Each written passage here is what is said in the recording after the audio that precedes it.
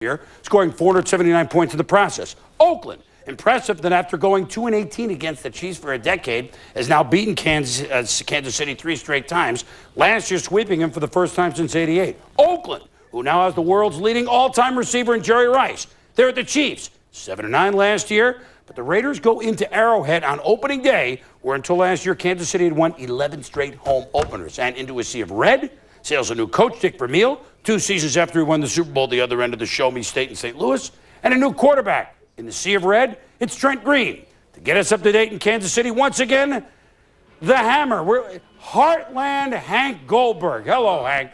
Thanks, Boomer, for not saying the blimp's back in Kansas City. I would never do that. Hey, it's the pot calling the kettle black, okay? All right, let's get going with Dick Vermeil and the St. Louis Rams signed Trent Green back in 1999. The plan was for him to lead their offense for years to come. But after the preseason knee injury that opened the door for Kurt Warner, Green never got that chance. Now, it's what he learned in St. Louis that makes him the perfect fit to lead Vermeil's Chiefs. With me coming was going out and replacing Napoleon Kaufman with a guy by the name of Charlie Garner. And what Charlie Garner brings is a guy who knows the system. He's a change of pace. He can run inside as well as outside, has outstanding quickness, great vision in the hole, but he equates to points. Another way for the Oakland Raiders to score points, because if you can remember, they did not score any points in the championship game, which meant if they score more points, they have an excellent opportunity to be representing the AFC in the Super Bowl. Yeah, they got a guy named Jerry Rice who will help. Well, you think Steve and Jerry had some things? Now, I heard of Chris Carter. I'm not familiar with this Rice guy. I'm Kevin Harlan. Welcome to another season of the NFL on CBS. And usually there are a litany of great opening day stories. But Dan Dierdorf, we have extraordinary stories today. Look no further than the Kansas City sideline. No, because there's a new man in town. He's 64-year-old Dick Vermeil. And Chiefs fans are hoping that he's going to bring that Lombardi trophy from St. Louis over here to KC. As for the Raiders, they say they're better this season than they were last year. What do you think? Well, I think they're right. How can they not be? As good as their offense was, they had the best receiver in NFL history, Jerry Rice. And a new beginning for the new Chiefs quarterback, Trent Green.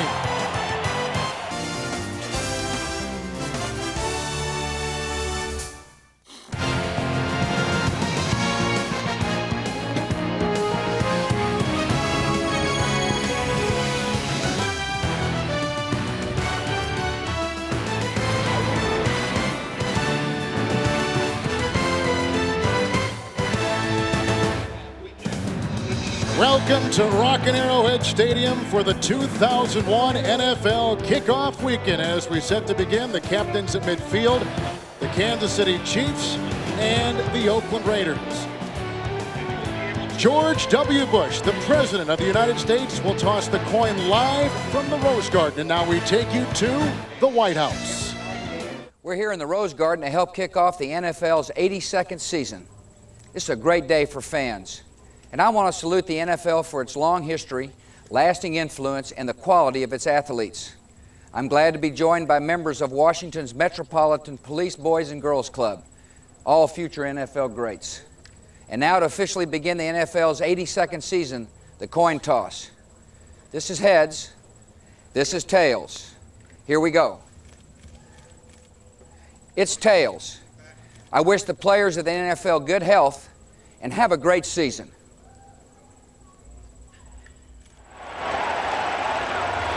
The Raiders earlier this morning selected tails, so they win the coin toss. Which would you like to defend? Kicking this way, receive here. It's the opening day in the NFL, and what more could you ask for? The Oakland Raiders, the Kansas City Chiefs, next on CBS. With Dan Dierdorf, Kevin Harlan, Arrowhead Stadium, Bonnie Bernstein is on the sideline. A perfect day for football. The Kansas City Chiefs will be kicking off to David Dunn, who is journeying around the NFL, but is the #1 return man for Oakland. The Chiefs, the Raiders, and here we go from capacity-filled Arrowhead. At about the 4, it's Dunn. And rams into one of his old teammates, Jermaine Williams, and is brought down at the 27 after a 24-yard return. Rich Gannon, 35 years of age, played for the Kansas City Chiefs, and he's coming off his best season as a pro. And you know what? And with all the weapons that he has, how could it be that he even has more now? We haven't even talked about Charlie Gardner in the backfield. And Kevin, as you well know, very familiar here at Arrowhead. He played for the Chiefs for years. Charlie Gardner has actually come in, but as a wide receiver, joining Rice and Brown from the 27. Right to work goes Gannon. Moves up with the pass, which is brought in by Brown. Weaves his way through traffic and is up to the 41-yard line with the first down. And a catch at 13 yards. Raiders have the #1 rushing attack in the NFL a season ago, probably because of this line of Sims, Wisniewski, Robbins, Collins, and Kennedy. 1,000-yard gainer in Wheatley. Ritchie will block. Brown and Rice bound for the Hall of Fame. And Roland Williams comes over in a trade with St. Louis. The incomparable Jerry Rice. Boy, we've been waiting to see this. Still number 80, but the silver and black. It'll take a while. It is a first down up at the 41-yard line with Rice on the move. Second consecutive pass, and here comes the rush from Hicks. And a pass dropped at the 41-yard line by Charlie Gardner. Eric Hicks was applying a ton of pressure from the wing. The Kansas City defense, Hicks who just came in, Browning, Ransom, and Dwayne Clemens. Chester McLaughlin is gone, now playing for Denver. Marcus Patton in the middle, flanked by Bush and Donnie Edwards. And in the secondary, a couple of hard-hitting safeties in Woods and Wesley. Crockett on one side, Eric Warfield on the other side. Second down and 10. Gardner in the backfield. Ritchie, the fullback, is in motion. Another pass for Gannon. And back outside they go to Gardner, who works into Donnie Edwards' coverage and is knocked out of bounds at the 47. A gain of 6. John Gruden in his 4th year as the Raider coach. And who can believe it? He's still only 38 years old. And what's really there's some real symbolism here today. John Gruden, even in his 4th year, still the NFL's youngest head coach. He's across the sideline from the man who is the NFL's second from the oldest. Yet when Dick Vermeil first started in the National Football League, he was the NFL's youngest head coach. So a lot of similarities between these two. Vermeil turned 65 in about a month. 3rd and 4 from the 47. Gannon out to intercepted, picked off on the play by Eric Warfield. Chased by Gannon, he'll go in for 6.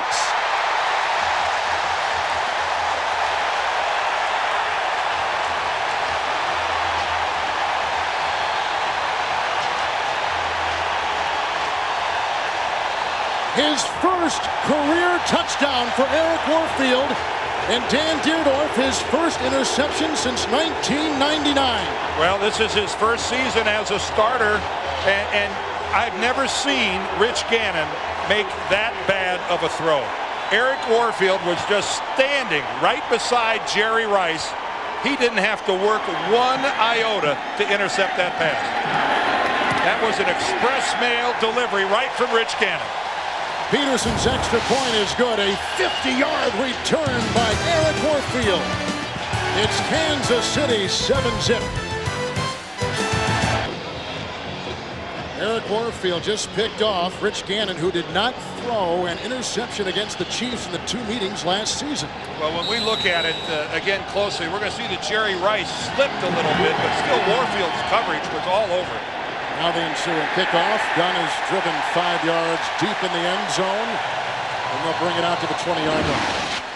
Now take a look at this. This is nothing more than just a little hitch. Jerry Rice is just going to come to a stop. His foot slides out from under him, but still the coverage from Warfield with Gannon looking at it the entire way. Look, he's only looking at it.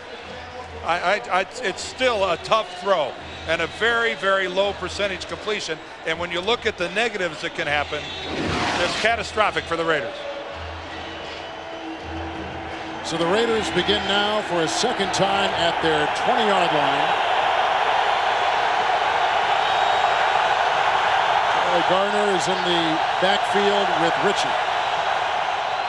Gardner gets the call. He played last year for San Francisco, and he's wrapped up by Dwayne Clemens at a loss of a yard on the play, bringing up second down and 11. That was the Raiders' first rushing play when you consider they were the league's leading rushers last year. Again, let's go back and look at it. Eric Warfield inside position, just waiting on the ball. Yeah, Jerry Rice did slip. You can see in the background there the big divot he took out of the natural surface here at Arrowhead Stadium. But Eric Warfield, when that ball was coming at him, Kevin, that thing must have looked like the size of a 55-gallon drum. Well, I don't think he imagined having one served up to him quite like that. Second down and 11. Back at the 19 for Rich Gannon. Here comes the rush by Lou Bush, who goes plowing into Gannon. The pass is incomplete, and Kansas City has come out hitting on all cylinders on defense. Well, they've got a new defensive coordinator in Greg Robinson, who came over from the Denver Broncos and, of course, has had wonderful success in defending this Oakland offense.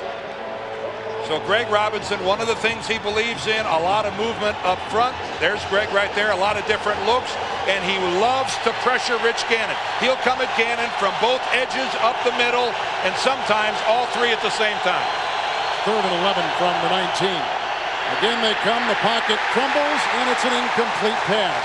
Dwayne Clemens again had him around the ankle. 3 and out. That is just what has always worked for Greg Robinson before. It's a completely different look here in Kansas City. This aggressive defensive tone, and you see they hit Gannon. Now we do have a flag down. With our replacement crew and our referee today, Randall Beasley.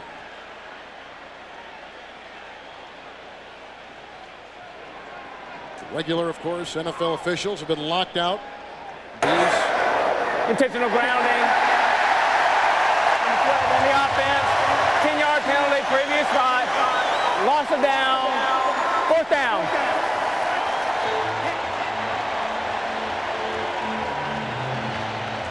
Well, the 6th-ranked offense in the NFL last year was John Gruden's Raider offense, and this kind of a start is not what you would expect for a unit with that kind of proficiency. Shane Lechler was one of the best in the business a season ago as a rookie. Dante Hall stands inside his 45 for the Chiefs. There is a breeze here, and it comes across the field as Hall signals for and chases the ball out of bounds in Raider territory. 39-yard punt by Shane Lechler with a pretty good breeze in his face. A Kansas City interception return for a touchdown. It's 7-0 Kansas City. With Dan Dierdorf, Kevin Harlan, Trent Green makes his 20th career start today after coming over before the draft in a trade with St. Louis. He starts today for the Kansas City Chiefs. The Chiefs gave a #1 draft choice to the Rams for Trent Green, who, even though he hasn't had a lot of experience, a very efficient quarterback. His quarterback rating last year was 101.8. Only Brian Griese of the Denver Broncos had a higher rating. So even though Kurt Warner was a starter in St. Louis, Trent Green actually had the higher rating. See Rich Gannon on the Raiders sideline taking a look at some shots from upstairs from the 48 of the Raiders. 1st and 10. The first Kansas City carry for Priest Holmes results in a loss with Elijah Alexander there to make the stop. 2nd down coming up for Kansas City, and on their line, John Tate, Marcus Spears, Waters, Shields, and Riley. Waters making his first NFL start today. Holmes and Richardson in the backfield. Rookie Marvin Minnis, along with the veteran Alexander, as the wide receivers, and the incomparable Tony Gonzalez, the tight end. And incomparable is the right word. They held him to 93 receptions last year. 3, 2nd down, 13 yards to go. Great time for Green off the fingertips of Priest Holmes at the 35. 3rd and 13 coming up for Green and Holmes and the Chiefs. Offense, 43 look for the Raiders. Upshaw, Taves, Jackson, Bryant. Russell has a suspension and Coleman is injured, so they go with Taves. Thomas, Beekert, and Alexander are the linebackers for the Raiders. Woodson and Allen are the corners. Dorsett and Pope are the safeties. What's the Raider weakness on defense? Well, it would be at the 2 safety positions. They're both serviceable players, but on the corner with Charles Woodson and Eric Allen, it doesn't get a lot better than that. 3rd and 13. You see our scores in the upper left-hand corner, and a muffed snap and a fumble on the play, and recovered by the Raiders at the Kansas City 46-yard line. With the mandatory shoving between these two teams. Chiefs don't want to exacerbate the problem here and get a 15-yard penalty added on to this. Bad enough that you lost possession of the football. And what a horrific first series for the Chiefs. A slip in the backfield, a drop pass, and now a fumble. We have a timeout. Here's Brian Waters, the center, who's never played center before. Watch the snap. It gets up, but I'm not sure it gets deep enough to drive it into the hands of Trent Green. Keep in mind that Casey Wigman was going to be the starter. He had an appendectomy during training camp, and a guy who's really a great kid, but the fact is has never played center before in a National Football League game, Kevin. College tight end and defensive end. And now the guy that's giving Green the ball every snap. At the Kansas City fumble, the Raiders begin at the Chiefs 46. Fake handoff to Rice, goes to the high-stepping Tyrone Wheatley, who's inside the 25. A nice window dressing move to Rice. Wheatley up the middle, a galloping gain of 22 and a first down to the 24. What a hole in the middle created by this Raider offensive line. Yeah, talk about the movement of Rice distracting the secondary and linebackers of the Chiefs. Look at this. They're chasing Jerry Rice, and the interior of the Chiefs defense, unaware that Tyrone Wheatley is barreling right up the middle. Garner has come in, 24-yard line. Brown in motion. The pitch out to Garner. A pulling block from Barry Sims, the left tackle, and a couple yards on the play. We'll call it 2. And the third member of our crew today is Bonnie Bernstein. Hi, Kevin. Well, we've already seen the Chiefs bringing a lot of pressure against the Raiders offense, and John Gruden was telling me because of all the crowd noise in the stadium, his ability for his team to audible is a real concern, so much so he said we practiced in crowd noise so loud last week. I've had a migraine for 3 days, but he said you look at Greg Robinson's defenses, they disguise so well, they show blitz, then they back off and play cover 2. He said for us calling an audible, it's hard for the tackle to hear, let alone a receiver all the way out. Everybody gets a migraine here. Second down 8 from the 22. Rush comes on. They try to get a little flare pass, and it's incomplete. Was there a receiver in the vicinity? The Chiefs are arguing loudly for intentional grounding. And there's no yellow right now. No, there is no flag thrown. The rule is very simple. If the quarterback dumps the football to avoid a loss of yardage, it's intentional grounding. Rich Gannon got away with one there. And he was called earlier in the game for it. He was. Now you take a look at this right here. That is strictly dumping the football to avoid a sack. He's inside the pocket, which means he gets none of the protection that if he was outside the tight ends, you have got to be attempting to complete a pass. That did not look like such to me. Timeout, and the flag came in. There may be a delay of game because the flag is down at the 7-yard line. On CBS is sponsored by Budweiser, with a crisp, clean, refreshing taste you'll find in no other beer. And by America Online, so easy to use, no wonder it's #1. There's never been a better time to get online. Back in Arrowhead, 10-16 to play. A Kansas City interception returned for a touchdown, 7-0 Chiefs. Well, the Raiders are running out of time. There's the play clock on the left. Now watch, it's already at 0. Gannon comes up and signals a timeout, and he was awarded that timeout. So Rich Gannon, he beat the system again. Third down and 8, sidearm pass. Rice was there at the 15, shy of a first down by a yard. Catch is made, gain of 7 when he needed 8. Now it's 4th down for the Raiders. They're going to try for 3. Well, talk about sensational defensive timing. Take a look at that. I believe that was Eric Warfield driving through Jerry Rice. No, actually check that. Let's go with William Barty. And 24 instead of 44. Perfect timing to keep Oakland from getting the first down. 33-yard try by Sebastian Janikowski, 5 of 7 in the preseason. Low snap by Adam True. And there goes a flag. The kick is up and good. It was a good hold, too, by Shane Leckler because that ball was on the ground. And the flag, Kevin, came in here from the near sideline. Holding against the Raiders. Well, that's normally the official whose responsibility is to look at the wingman.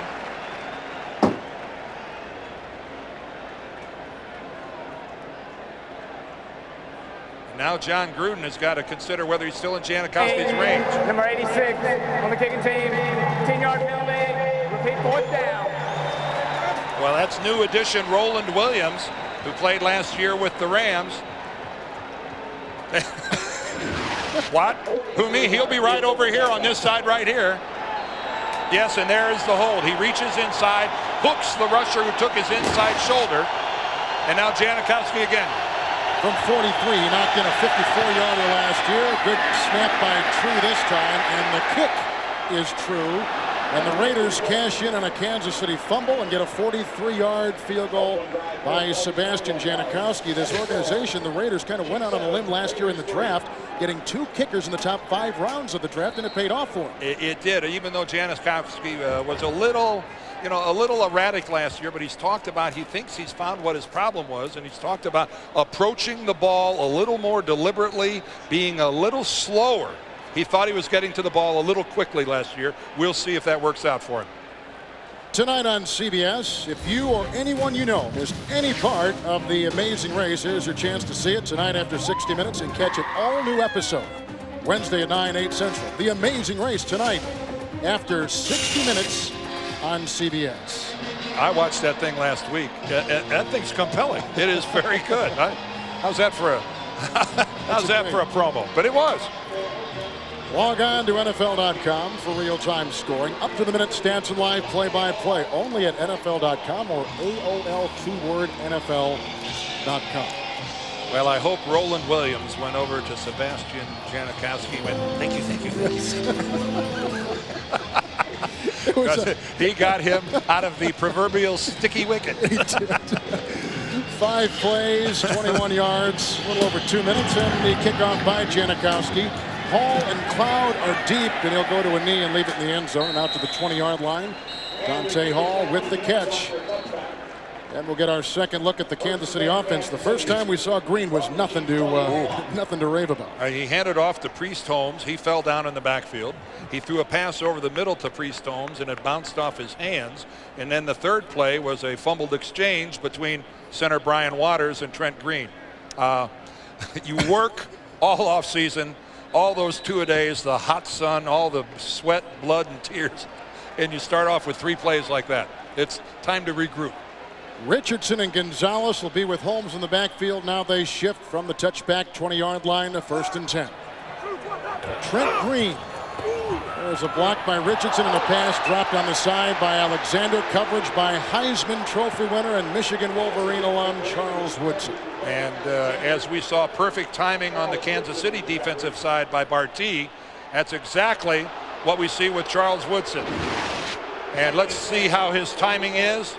Well, almost if he's impeccable. That's right. If he's there before the ball, it's an immeasurable nanosecond. 3 years in the league, 3 years to the Pro Bowl. Well, he's one of the. He's just got it all, and and still, here's a guy. If they didn't have so many receivers with the Raiders, he'd be playing offense as well. Somebody jumped. Brady Jackson jumped. Now was he induced? Is the question. We have a left guard for the Chiefs, Marcus Spears, who has never started at left guard. A center who is a college tight end, Brian Waters, 54, who you see there. So there is a shakeup on that line. Oh, there really is. Price of snap. Encroachment. Number 90 on the defense.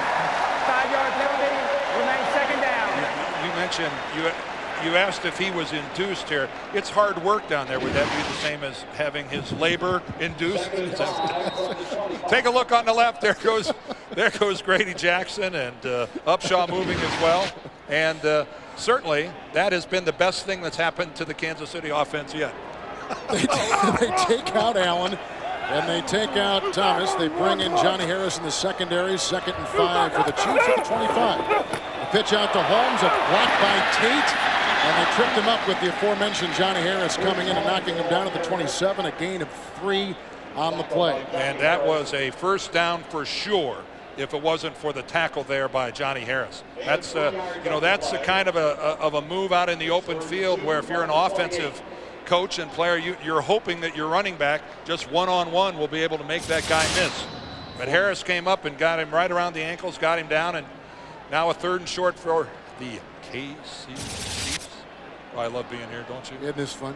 What an atmosphere. It's the best. Coming in today, 9 o'clock, the smoke from the barbecue grills engulfing the stadium. 3rd and 2, knocked down, caught by Green, and then moves ahead where he is doused by Trace Armstrong at the 29-yard line. So the Chiefs have got a punt. Wow, we have seen a lot of bizarre things happening so far. One of the right there, you take a look at that. That's William Thomas, one of the most active linebackers in the league, bats the ball right back to Green. Boy, this has been a symposium of the bizarre for the Chiefs offense so far, and yet they're winning the football game. Dan Straczynski will punt to David Dunn. And again, we've got some offsides. That's Travian Smith, 53, who was jumping, but Marcus Patton, the other 53, that's against Kansas City. Prior to the snap, false start, number 43 on the kicking team, 5-yard penalty, remains 4th down. Frank Gantz Jr., who was at one time a Raiders special teams coach, is now on the Kansas City sideline. We have not talked much about the officials today. Most, of course, extensive experience at the college level. Yes, all of them have a lot of experience. A lot of them over in Europe with the NFL League over there, the Arena League with some of these guys. But boy, are they under scrutiny like they have never seen before, doing it out here on opening day. So here comes Straczynski to punt, and he's coming from Atlanta. And sends this about as far as Atlanta, knocking at the 20. Great bounce, but into the end zone. An enormous punt. And that is a career-long 74-yard punt, and he's not known as a long punter. And if he got any kind of a bounce at all, that wouldn't have been a touchback. Wow, 7-3 Chiefs. Kansas City pick and return of 51 yards for Eric Warfield on Rich Gannon, who begins now with his 4th possession of his own 21st and 10. The Raiders need to unleash that #1 ground game. And off to Wheatley, and absolutely devoured on the play by Kansas City's Norris McCleary. Loss of 2. 2nd down and 12. Well, this has been, everybody's concerned, how do we stop the Raiders' running game? But it's been the Raiders' passing game that has gotten them in trouble so far. Rich Gannon here, an interception. That time pressure. Right here, he's going to get called for intentional grounding. And on this one, he gets away with what should have been intentional grounding. So, you go back to what you do well. And with the Raiders, that has been running the football 155 yards a game.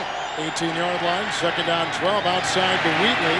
We'll go one-on-one with Chiefs linebacker Lou Bush, the ex-San Diego Charger. Bangs him and knocks him out of bounds after a gain of 6 on the play. Yeah, they wanted to throw the ball today. Yeah, well, they opened up their first 4 plays, Kevin, were all passes before they ever went to a run. They had the one huge run with, they had the fake in the backfield, the Rice crossing, and Wheatley went through the middle without any Chief within 4 or 5 yards of him. This Oakland offensive line, though, they have to assert themselves. This is their game to win. Gannon 4 of 9 throwing, facing 3rd and 5, shy of the 25. Randy Jordan in the backfield. And a pass caught by the tight end, his first Raider reception. Roland Williams, who tumbles ahead for a 1st down to the 37, a gain of 12 on 3rd down and a handful. Well, Roland Williams brings a lot of blocking, as you see him use the umpire for a screen right there, and he's wide open underneath the zone coverage of the Kansas City Chiefs. Rich Gannon will find everybody underneath. He has such awareness of his open receivers running the shorter patterns. He's not a real deep quarterback, but he will dink you to death. And he gets a 1st down, and he hands off to Garner, who takes it over a block from Barrett Robbins, dancing his way down to the 44-yard line, and a gain of 8. All over the place, as is our NFL Today crew in Jim Nance in New York. All right, thank you, Kevin. How about this? The West Coast offense for Herman Edwards in his first game as Jets coach, coordinator Paul Hackett. Here it is, Testaverde, Lavernius, Coles, touchdown Jets, leading now over the Colts 7-3 late first. Let's go back now to Kevin and Dan. Pretty impressive with a brand new offense. It sure is. 2nd and 2. And the handoff to Garner, who takes it for a gain of about a yard. So he's still shy up to the 46-yard line. Now Napoleon Kaufman retires for the Raiders, and Charlie Garner just moves across the bay. Look what he did for the 49ers last season. 1142, 10 total touchdowns, and the quality work out of the backfield with 647 receiving yards. He just brings so much luxury to the Raiders here. 2,000-yard rushers in the backfield. Garner and Wheatley. That's loaded. Garner now becomes a wide receiver. Wheatley in the backfield. 3rd down and a yard. And a pass hauled in by Roland Williams, who lumbers his way down to the Kansas City 39, makes a second catch, a pickup of 15 yards. Well, what a fake that they run to the left side of the formation. I'll guarantee you that there aren't 2,000 people out of the 80-plus here that see this completion. Look at the blocking on the left side. Everybody from Kansas City was sucked over there. Only Rich Gannon and Roland Williams were involved in that play to the offside. Takes the place of Ricky Dudley. That's exactly right. And you know what? They got tired of waiting for Ricky Dudley to become the football player they thought he should have been. 7th play of the drive. Chiefs 39. You see that yardage difference? 1st and 10. Handoff goes to Wheatley. Robert brought down by a host of Chiefs defenders. They had Dwayne Clemens and Ransom on there. Marcus Patton making the stop. And a gain on the play of about a half yard. No more than that. 2nd down at about 10. You know, Kevin, what has to thrill the Raiders is not only do they have 2,000-yard rushers in Wheatley and Garner, but they get 2 completely different types of back. Good point. Tyrone Wheatley is the prototype of the big bruising back. Charlie Garner is the guy that is smaller and shiftier, but yet at the same time can still power between the tackles. It's a nice combo. 2nd down, short 10, 39-yard line, sidearm pass, caught by Wheatley, wrestled down on the side by Lou Bush after a gain of 3 at the 36-yard line. Kansas City as we wind down our first quarter. And I don't think the Chiefs are all that concerned about being burned by Tyrone Wheatley catching the football. He only had 20 receptions last year. He's not going to make a whole lot of people miss when he's got to look back to the quarterback to catch a ball. Ray Crockett going against Rice on this play. And going against him, grabbing him, holding him, riding him into the ground. Remember, on this drive, tight end Roland Williams has caught 2 third-down pass receptions for first downs. 3rd and 7 from the 36. Good time for Gannon. Now here he goes scrambling. Has to get inside the 30 and gets the first down for the Raiders. Sliding to the 27. He gets 9 on 3rd down and 7. And you know what? There's nobody in this stadium surprised. They've been seeing Rich Gannon do that his entire career. He was the 2nd leading rusher on this Raider team last year with over 500 yards. That's a lot for a quarterback. And look at that. He's got no sliding in rear end first. Rich Gannon's going for the first down, and like he does so many times, just one more example of moving the chains is what's important to him. 5-minute drive for the Raiders. Garner in the backfield, 27-yard line of Kansas City, 1st and 10. Going deep and looking for Brown. Gets the separation incomplete as he was jousting with Crockett down the sideline, 2nd down and 10. And Rich realized that really wasn't a pass that could be completed. He really threw that ball out of bounds because even that was 50-50 at best. And then again, after an interception already returned for a touchdown, I don't think Rich is in the mood yet to really take many chances. He was in the MVP running last year, was Gannon. And deservedly so. And at 34 years last year, he's turned 35, but the productivity is still there. And as we've seen, so are the legs. Yes. 27 of the Chiefs, 2nd down and 10, 11th play of the drive. Pitch out to Wheatley. Oh, got a nice block by rookie Marcus Knight and driven out of bounds by Warfield on the side at about the 24-yard line. Again, we'll call it a 3. They say Knight is a rookie. He was on the practice squad a year ago, so his first regular season action, and that time trying to open up something for Wheatley. Well, Tyrone Wheatley is a banger. He's got good speed, but this is a big guy. And look at Warfield. You know what? He did a pretty good job. Warfield got under his pads. Yeah, he gets stiff-armed and takes a hand in the face mask. But that was a very effective tackle by Eric Warfield. He knew he had some yards to give. 24-yard line, 3rd down and 7. Raiders are 3 of 3 on this drive in 3rd downs, but not that time. He had to throw it where no one was. Maybe Randy Jordan was the receiver. Another guy was knocked down, Tim Brown, downfield. Well, that time I think Donnie Edwards comes right up the middle. Rich Gannon had absolutely 0 chance to complete this pass. Actually, that's number 51, Glenn Cadrez. But look at that. He has no chance. You can't have your quarterback back on his heels, stepping backwards, throwing a ball 2 seconds before he's supposed to, and expect anything good to happen. So here's Janikowski from 42 yards away, and he gets his 2nd field goal today from 42. That time from 43 earlier. And the Raiders creeping up on the Chiefs, down now by a point. He has kicked his second field goal for the Oakland Raiders. 42 yards moments ago, 43 earlier, and a good third down conversion for Gannon, as he had some semblance of the Raider offense from a season ago on that last drive. Yeah, that was more of a mix that you see out of the Raiders, Kevin. We still haven't seen any consistency out of their running game. They don't want to have to depend all game long for Rich Gannon to be the guy to pick up a third down rush. Saw Dante Hall. This goes on a bounce, and it's picked up by Jason Dunn, a reserve tight end who takes a pile past the 35 and out to about the 36. 17-yard return, and downstairs we go to Bonnie Bernstein. Well, Kev, as out of sync as Trent Green has looked early, you can't help but wonder if it has something to do with his off-field routine last night. The poor guy literally got kicked out of his house. He told me 10, 11 friends and relatives coming to the game stayed at his place. And while the Chiefs aren't a team that has the players stay at a hotel the night before, he just thought it might be a better idea. But in case you're wondering, he did swear up and down that he did get a good night's sleep, guys. He's from St. Louis, so that's only about a 3.5-hour drive. Yes, and his parents actually season ticket holders for the Rams. Guess what? They're season ticket holders here now as well. 37-yard line, 1st and 10. A pass goes outside, caught by Dunn, who just returned the kickoff, and he's up to the 43.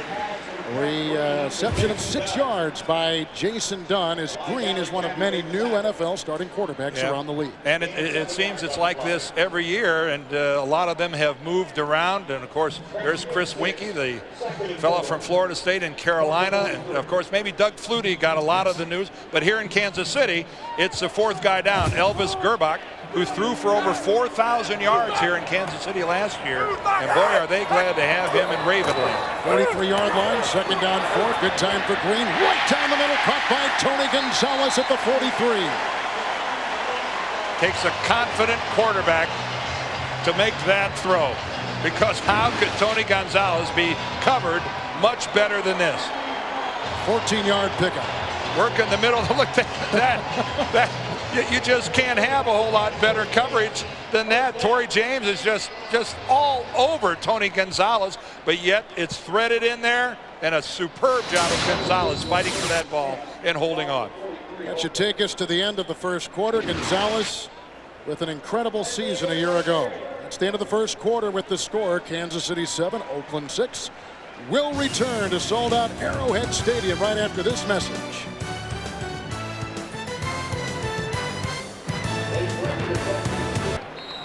Couple plays in the game. Eric Warfield picked off Rich Gannon, raced 51 yards, got the Chiefs on the board. That was a bang-up way to start the season for the Chiefs. We start the second quarter with the 1st and 10. The Chiefs continuing their drive at the Raider 43. Good time for Green, going deep for Gonzalez, and broken up. Gossett was there along with the rookie, and flags all over the field. The rookie, Derek Gibson, out of Florida State, was covering as well, and that will be against Oakland. Well, Derek Gibson, their #1 draft choice. And this is definitely moving it down. Pass interference. Number 26 on the defense. 1st and 10 from the spot of the foul. Well, it's a tough way, your first game in the National Football League. But Gibson not playing the safety position there. He's really acting more like a corner with the underneath coverage. But right here, you can see he comes up and he grabs the arm of Tony Gonzalez before the ball gets there. But they like this kid a lot. Oh, he's going to be, as John Gruden told us, he's going to be playing for the Oakland Raiders for a long, long time. And maybe even in the starting lineup within the next month or so. So, in essence, a 31-yard penalty to the 12 of the Raiders. Kansas City 1st and 10. They've got Jermaine Williams and Richardson in the backfield. And Richardson offers a block. And outside to Jermaine Williams, the ex-Raider, who takes it down to the 2. They'll be close to a 1st down, a gain of 9. But Williams played in 98 and 99 for the Raiders. Last year, Jacksonville, and now he's a Kansas City Chief. And Trent Green is executing the first good drive for the Chiefs. Coming right at us right here. A perfectly thrown ball. Drops it right over the shoulder. And, of course, Tony Richardson, a very gifted receiver. Had 58 of them last year. But, boy, do the Chiefs need this drive. We got 70 eligible. In the first quarter, Oakland ran 23 plays. The Chiefs only ran 8. So their defense is getting some quality rest here. 2nd down and 1, timeout burned by Green. That's his first timeout taken as we're early in the second quarter, and the Chiefs are on the move and already with the 7-6 lead. here in Arrowhead Stadium. Is trying to add to this Kansas City lead and trying to counter a little bit that Oakland has had the ball exclusively up to this point. This is the first good drive by the Chiefs offense as they are knocking on the door. Now, Green is an interesting story. In 4 of his 7 seasons, he didn't even get a chance to get off the bench. In the 5th season, he just had 1 pass. 20th career start today. 2nd down 1 from the Raider 3. It's Richardson with the block by Jermaine Williams. Slips a tackle and is into the end zone for a touchdown. Anthony Dorsett had him. The slippery Richardson takes it in for 6. And right there, Kevin, is the reason that they drafted a safety number 1. Anthony Dorsett, a good special teams player, but not really an every down safety because of this. He's not a great tackler. Now, Tony Richardson, a big guy, but again, Dorsett was there to make the tackle, and Richardson ran right through him. Extra point now by Peterson. The high snap pulled down by Straczynski. In his head coaching debut for the Kansas City Chiefs, Dick Vermeil watching Tony Richardson take it in from 3 yards away.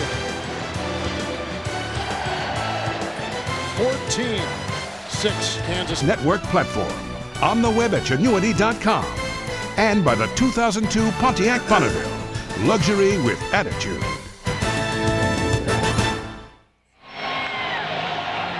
Festive Arrowhead Stadium in Kansas City. The Chiefs just got a touchdown run by Richardson. The ensuing kickoff to David Dunn at the 1-yard line for the Raiders. Breaks a tackle and finally belted and taken down by a host of Chiefs players. Andre O'Neal was there along with Jason Belzer on a return of 36 yards. He's the guy that's going to return punts and kickoffs this year. No more Darian Gordon. And John Gruden showing some confidence in Dunn. He fumbled 3 times in their final 2 preseason games, and John said, hey, I'm going to go ahead and go with him. But if there's anything at all going wrong out there, any mishandles of the ball, he's coming out. But Dunn so far, solid start. Raiders were burned on defense moments ago because of a 31-yard penalty of roughing the passer, or rather receiver, down about the 12-yard line. That gave Kansas City that great field position. Here on 1st down and 10, it's Tyrone Wheatley running over the right side and picking up not a single yard. Wednesday on CBS, prepare yourself for a whole new breed of drama. Blue Diamond Phillips stars in Wolf Lake, premiering Wednesday at 10, 9 Central, right here on CBS. But Dan, that penalty killed the Raiders on defense on that last Kansas City drive. Yep, the interference call on Gibson, but they now at least have good starting field position because of Dunn's kickoff return. Shy of the 37, 2nd down 10. And here goes Gannon looking to throw, and outside is whacked by Hicks. Incomplete is the pass. And there is a change on the offensive line for the Raiders because Kennedy is injured. More on that in a second. Well, Rich Gannon can't find anybody. It's time to credit the Kansas City secondary. They are smothering these Raider receivers, and we have seen either Rich Gannon under intense pressure or unable to find someone open downfield. So far defensively for the Chiefs, this has been textbook. Kennedy has come back in. Darrell Ashmore took his place on that last play. 3rd down and 10. But Lincoln Kennedy back in at the right tackle. And here it comes again with the blitz. The pass caught across the middle by Tim Brown, who swirls to the 43, 3 yards shy of a 1st down. On 3rd and 10, he picks up just 7, and they've got a punt. Yep, again, it's pressure that forces Rich Gannon and his receivers to make a blitz adjustment. And Tim Brown has to break off his pattern. From the right, we're going to see there comes the corner blitz. That's Barty. Brown has to break it off short. It forces Gannon to throw early, and they don't get the yardage for the 1st down. Leckler will have his 2nd punt. 2nd 3 and out for the Raiders today. The wind is at Leckler's back. High and not very deep. Dante Hall won't even come close to it. Out of bounds at about the 30-yard line. So the Chiefs will have some breathing space. Leckler doesn't get out much of a punt, just 28 yards. 14-6 Kansas City. You know, Dick Vermeil, Dan Dierdorf, told us the other day, he said, I know what my defense can do. Yeah, he was sure that they were going to play well. There's a lot more question marks surrounding this offense. They didn't do much early, but they certainly had a good scoring drive the last time around. On the 29, 1st and 10 after the Raider punt. Here comes the rush by Trace Armstrong. There goes the pass and broken up by Anthony Dorsett, going deep for tight end Michael Ricks. Incomplete pass. There's Dorsett, who let Richardson moments ago slip through his grasp in for a touchdown. And he came up and tried to avoid that collision. that would have been one of the collisions of all time right there. Trace Armstrong gets in. He made a beautiful inside move on Victor Riley and ended up dropping Trent Green to the ground. Boy, if Dorsett would have kept running full speed to that ball, we might have seen two guys KO. From the 29, 2nd down and 10. And Holmes and Green bump into each other, and a gain of 1 is the result. Holmes came as a free agent from the Baltimore Ravens.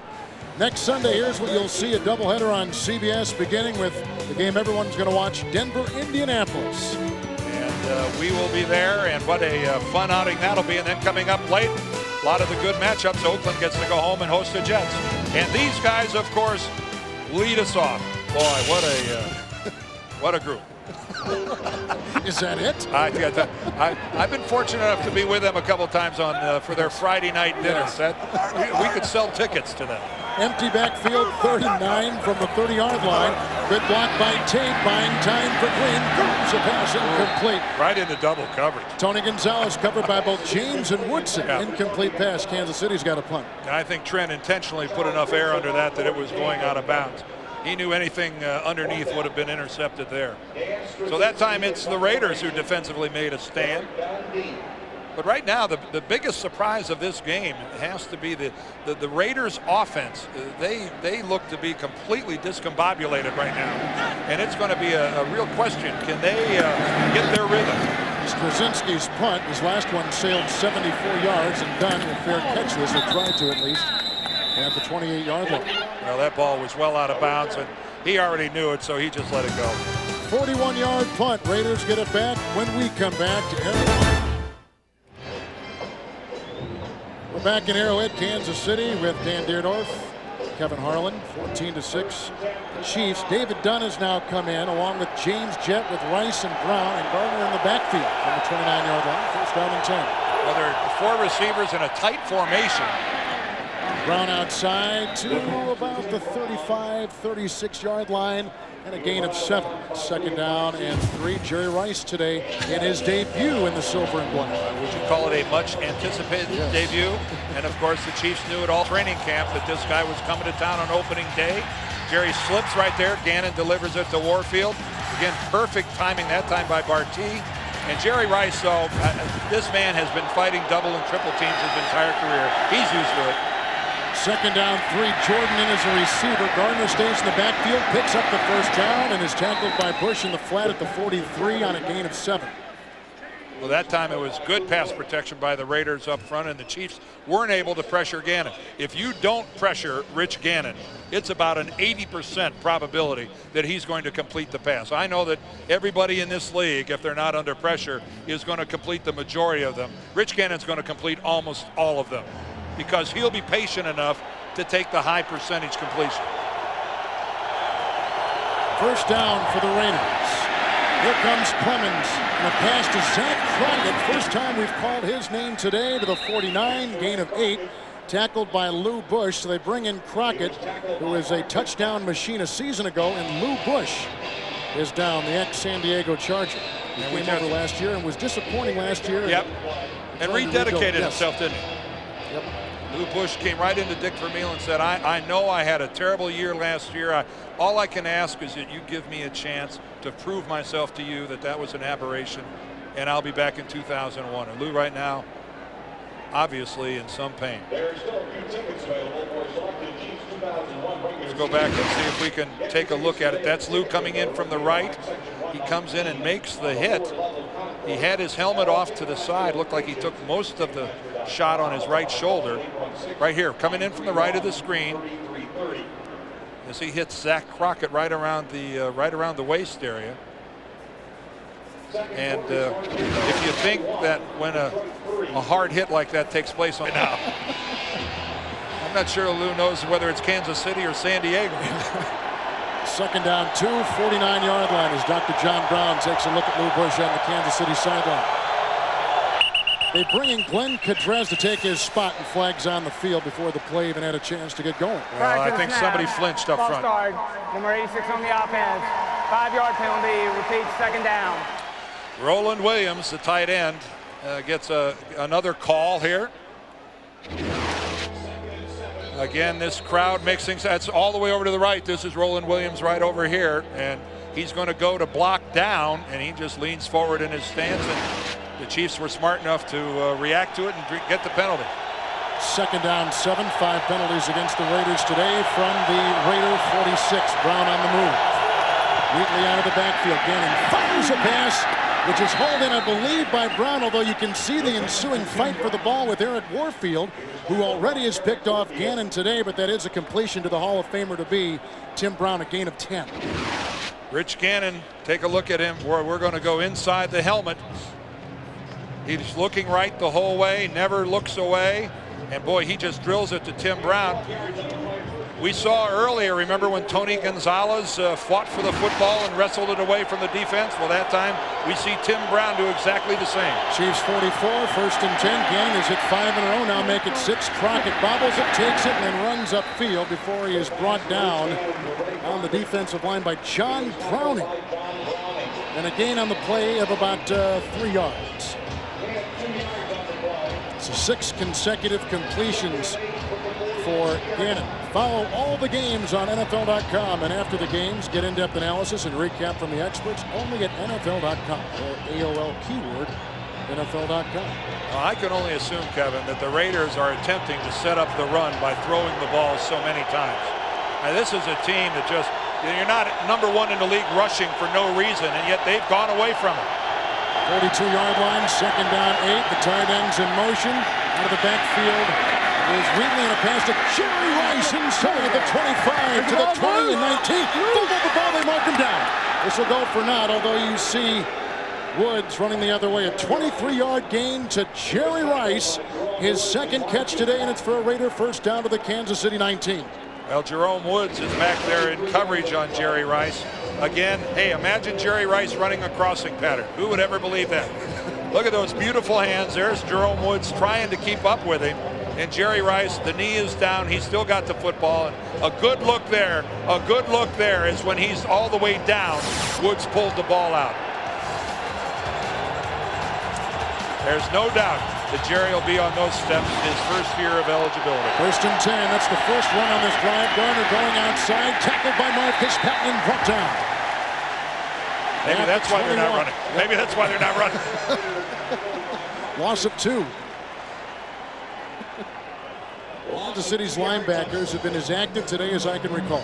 And because I think, we talked about Lou Bush, even though he's out right now, rededicating himself. When they got Marcus Patton to make the move over here from Washington, it really solidified the middle of this defense because they have one of the best all-around linebackers in the game in Donnie Edwards.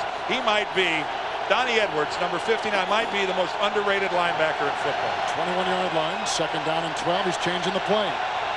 Tough to do in this crowd. And he does it. Blocked by Kennedy, but from behind, it's knocked away by Wesley and retrieved by Edwards. That's a fumble. There it goes. At the 28-yard line, the second Raider turnover today. And look where they give up the ball inside the Chiefs' 30. Yep. The referee, Randall Beasley, he was looking right at Rich Gannon, and he made the determination there was no forward arm movement. The pressure's from behind. Gannon can't see it. Right there, Wesley with the big hit, the ball loose, and that's a case where Rich just trying to be a little too patient. And again, does Greg Robinson have the book on how to defend the Oakland Raiders? So the new defensive coordinator here in Kansas City. 1 sack, 8 hurries. Look at that. Knocked down 5 times. It is the way Greg Robinson always goes about it, whether he's with the Broncos, and now it seems the same with the Chiefs. On the 28, first and 10, a bootleg to the opposite side for Green. What a catch by Gonzalez. Up to the 42, a Chiefs first down with the pickup of 14. Biekert was there with the stop along with Anthony Dorsett. Now, Tony Gonzalez, you don't even know what to call him. A remarkable athlete is one thing, but he's even beyond that. Look, this is a guy that really faced a crossroads a couple years ago in this league. He was not nearly the player he is now. And he was at a place where he was either going to stay the same, which was average, or become great. And he dedicated himself to this game, and now he's all by himself at that position. Trace Armstrong is in for the Raiders, 1st and 10. And here's a run by Priest Holmes, who chugs his way up to the 49, picking up 7 yards. And guess who makes the block at the point of attack? Tony Gonzalez. Watch Tony Gonzalez. He's in motion. That's Gonzalez going across the formation. There's the trap block by Gonzalez right there. He kicks out William Thomas, and Holmes darts to the inside. A complete football player, and I mean a guy with no weaknesses at all. It's Tony Gonzalez. 2nd down and 3 from the 49. Alexander's been quiet. He's in motion. Until now, they throw to him there, and it's broken up, incomplete. Marquez Pope, a 6-time Pro Bowler, knocking it away. Incomplete pass. Bringing up 3rd and 3. Sensational coverage by Pope. He is really, that didn't surprise him at all. He knows that Alexander's coming in right towards him. And we have really seen some outstanding coverage by defensive backs in this game.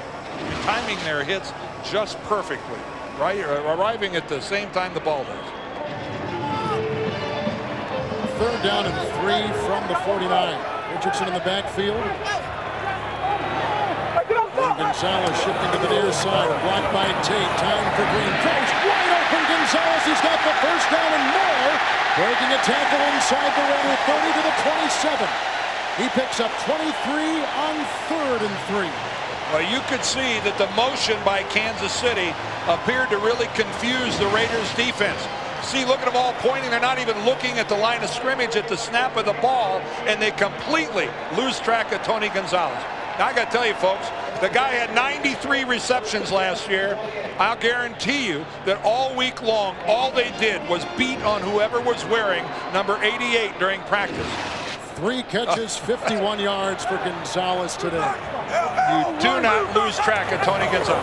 To the 28, 1st and 10. Great time for Green to the end zone for the rookie menace. Incomplete, covered by Eric Allen, and there's no flag on the play. He was out of the end zone. Well, he's out, and that was a completely uncatchable ball. That wouldn't have mattered what happened in the end zone. And let's go downstairs to Bonnie Bernstein. Well, Kevin, one of the few Chiefs who wasn't thrilled about Dick Vermeil bringing his offense from St. Louis to Kansas City, Tony Gonzalez, because if you didn't notice, not a dominant tight end in that system, but he said what I realized is that there were some great tight ends, Kellen Winslow, Jay Novacek, who flourished in this system, and they've done a great job tailoring this offense to me, so a lot of the routes Marshall Faulk runs, what you'll see me doing in this offense. 2nd down, 10 from the 28, which is right on the money, and here's the handoff, and it goes to the spinning Richardson. In fact, this playbook, Dan, is basically the St. Louis Rams playbook. Right. Oh, well, absolutely. The difference is that Isaac Bruce isn't here, Torrey Holt isn't here, Azahir Akeem isn't here.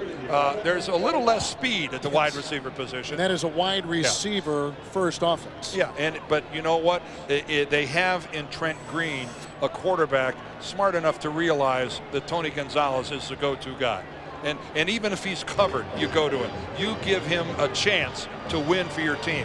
Win the fight for the football, as we saw him do earlier this game. 7th play of the drive. Raiders fumbled inside the Chiefs 30, and now it's Kansas City with a 3rd and 11 from the 29. Another fumble, and recovered by the Raiders. Another exchange problem between Waters, his first NFL start at center, and the quarterback, Trent Green. It's so easy to have happen when you have a guy with no experience, and I mean no experience at the center position. Brian Waters may end up being a great center. Let's see. Again, the football was never really driven into the hands of Trent Green. As a center, you've got to drive that baby up, and maybe it's, could be a matter of just an inch or so not going deep enough. And again, you don't want to lay it all on Brian Waters. But when you've got a quarterback who's been around as long as Trent Green, you have to assume that the fault lies with the kid. So now at the 29 with an empty backfield, it's 1st and 10 for the Raiders. We don't let the Chiefs cash in on their mistake, and Rice picked up by Barty with the catch at the 35 and a pickup on the play of about 6 yards. Tuesday on CBS, after 3 months of conniving, lying, and cheating, the Big Brother game is hotter than ever. 9 house guests have been eliminated, 3 remain, but who will walk away with a cool $500,000? Don't miss an all-new Big Brother Tuesdays on CBS as we approach the 2-minute warning. Nothing like conniving, lying, and cheating. That brings a smile to my face. Yes, it does. Second down, a long 3. Again, they fake the end around. Gardner takes it up to the 38 for a gain of 2 and smothered by Clemens, which will now bring up 3rd down. Looks like Gardner lost his footing there a little bit and tried to make the cut back to the outside and just slipped. 6 carries, Gardner, and 10 yards. And coming up on the next show, halftime report, join Jim, Mike, Randy, and Jerry. All the scores and highlights, a preview of the U.S. Open men's final between Leighton Hewitt and Pete Sampras coming up on the next halftime report from New York. Why is Ditka grabbing Nance in that picture like that? I don't get it. 3rd and 1 for the Raiders, who trail 14-6 at their 38. Good time. Outside it goes. A first down catch by the tight end Williams. Galloping down the side to the Chiefs' 47-yard line. Picks up 15 yards on the play on 3rd and 3. And all of his catches today have been on 3rd down for first down. They sure have. And again, it's just, this is nothing. This is a 2-yard pass. But again, Rich Gannon delivers it where Roland Williams takes it in stride. And Williams is a guy that, obviously Bonnie talked about the lack of a tight end in that St. Louis offense. Well, this was the guy. And again, never had an opportunity to be much of a receiver because of the prolific receivers outside. He is, though, a capable receiving tight end. He only caught 11 last year for the Rams. And we are at the 2-minute warning. The Rich Gannon interception for a touchdown, and then they had Richardson run it in from 3 yards away. The Raiders need to drive in the worst way right now. And obviously they're capable, and I think they've got the right guy trying to do it. Rich Gannon, they've got timeout. He's got the clock, and that's a way to go after. You don't have to do it all at once. And they go outside on first down, and they go to Derek Dunn, who picks up 8 yards on that first down play. So a couple timeouts remaining for the Raiders. They've got 2. The Chiefs have 2. We're at 1:42 and ticking. And again, the Raiders go back to the huddle. I think they could get in and out of the huddle a little quicker. I'm not sure they have to do everything, at the line of scrimmage, but if you're going to go to the huddle, do it with a little urgency. Second down 2 from the Kansas City 39. Blocked by Kennedy. Time for Gannon down the sideline looking deep. Oh, what a catch by Gardner. Was he in bounds? They say he is at the 12. Spectacular grab. A 27-yard gain for the ex-San Francisco 49er. And talk about taking a shot after you catch the ball. First of all, Gannon identifies that he can get the ball there before the safety gets over. And listen to this. That is Greg Wesley who comes over, but Gannon, rightly so, realized that he could drop the football in there just before Wesley arrives. But Wesley did arrive, and Gardner knows it. What a calling card. 11 consecutive completions by Gannon. And I think they're going to review it, and that's what our delay is all about. Let's take a look at it right here. He's clearly in bounds, but does he have possession? We can't see the football from that angle right there. Jerome Woods is actually, he really put the Woods. Wesley and Woods are there together, but really it's Woods that makes the big hit. And let's see the other foot. One foot is down, the other foot is not in. Well, but the official has to make the call as to whether he was knocked out of bounds. If he would, he's going to review to see if he's in bounds. What the referee here, Randall Beasley, is going to have to determine: would Charlie Garner have come down in bounds if it wasn't for the hit of Woods? 1 foot for sure, not 2, and you're right. How much room did he have to play with, and did he catch the ball? Looked like he was still, but he landed and he had it against his chest. Well, this is really going to be a difficult, like in all reviews, we must start with the basic premise and principle that it was ruled a completion on the field. Okay, so he is going to have to see indisputable visual evidence to the contrary. Now, he's got help down there by the monitor, doesn't he? He's got a league official with him down there, and there's constant communication here. So right now he's trying to determine simply this, I believe. Would Charlie Garner have landed in the field of play if it wasn't for that hit by Jerome Woods? I think he would have. I think he would have come down. I think he would have come down with the ball. And there's the other official, number 56, aiding Beasley, who's looking under the, and there are people from the NFL upstairs as well, the case every Sunday. The people upstairs are the regular NFL people that would be doing this game regardless of whether or not the regular officials have been locked out. So the people upstairs running the machines and handling the review process from the booth upstairs are all the same. So right now the official is looking to see if he sees something to overturn the call on the field.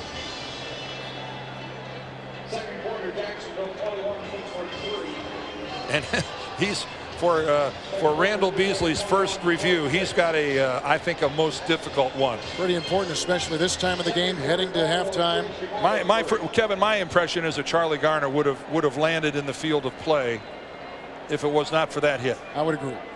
I think it's a catch. I think the Raiders have it deep. After further review, the catch is ruled no good. Wow. Well, there you go. What do we know? Well, what do we know? It's only one man's opinion. Yes. That's all. There's no democracy involved in this. See, I think Charlie, if it's not for Charlie Garner taking that huge hit and getting, but that's, you know what? That's just my opinion, folks. Wipes out a 27-yard reception. And now a flag has come out because Tim Brown appeared to be taunting and arguing. And that's unsportsmanlike conduct.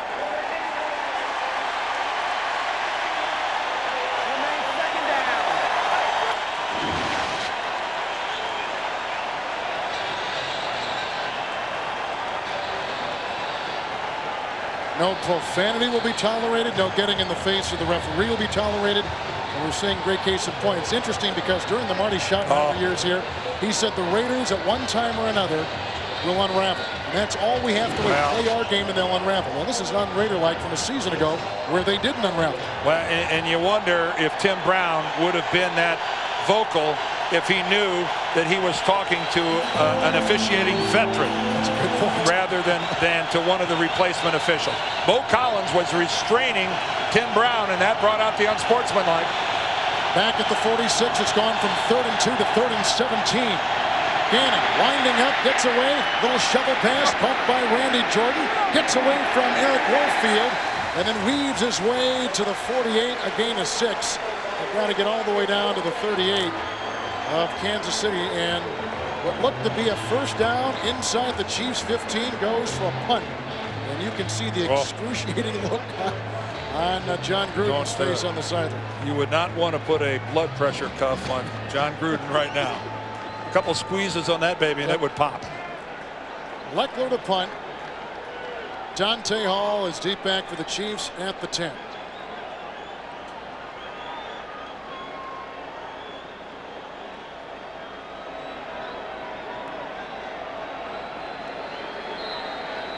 They want to get some extra yards. Well, they're just going to let the clock down. They're just trying to minimize the amount of time Kansas City would have to try to do something with the ball. Next till halftime is on deck from New York with the coach. Doesn't Ditka look like he's thinking about strangling Nance up there? If I was Jim Nance, I don't know how he was able to look so calm. Yeah. Mike Ditka had his hands anywhere around my throat, I would be. And he's got big hands. I'd be apoplectic. Lechler to punt, gets a low snap from Adam True and nails it, which will soon go into the end zone, and it does. Wind is at the back from that side. A 53-yard punt by second-year man Shane Lechler. As you take a look at Tim Brown, who got the 15 yards in sportsmanlike conduct, drove his team from a 3rd and 2 to a 3rd and 17. Well, obviously they're a little prejudiced, but they thought Charlie Garner would have come down in the field of play as well. That was it was a decisive call. by today's referee. Chiefs have 2 timeouts remaining. I think it was wrong, but it was decisive. Yeah, I agree with you. I thought it was a catch. Chiefs will fall, and the 15 seconds will go to the side. Well, I'm surprised at how the Raiders went offensively. They certainly have not relied on their strength, which is running the football. I can't believe that they won't try to come out in the second half and try to pound the ball at the Chiefs. There was a penalty on the Raiders, declined by the Chiefs. Take a procedure on the defense, 12 men on the field. That penalty is refused. It's the end of the second quarter.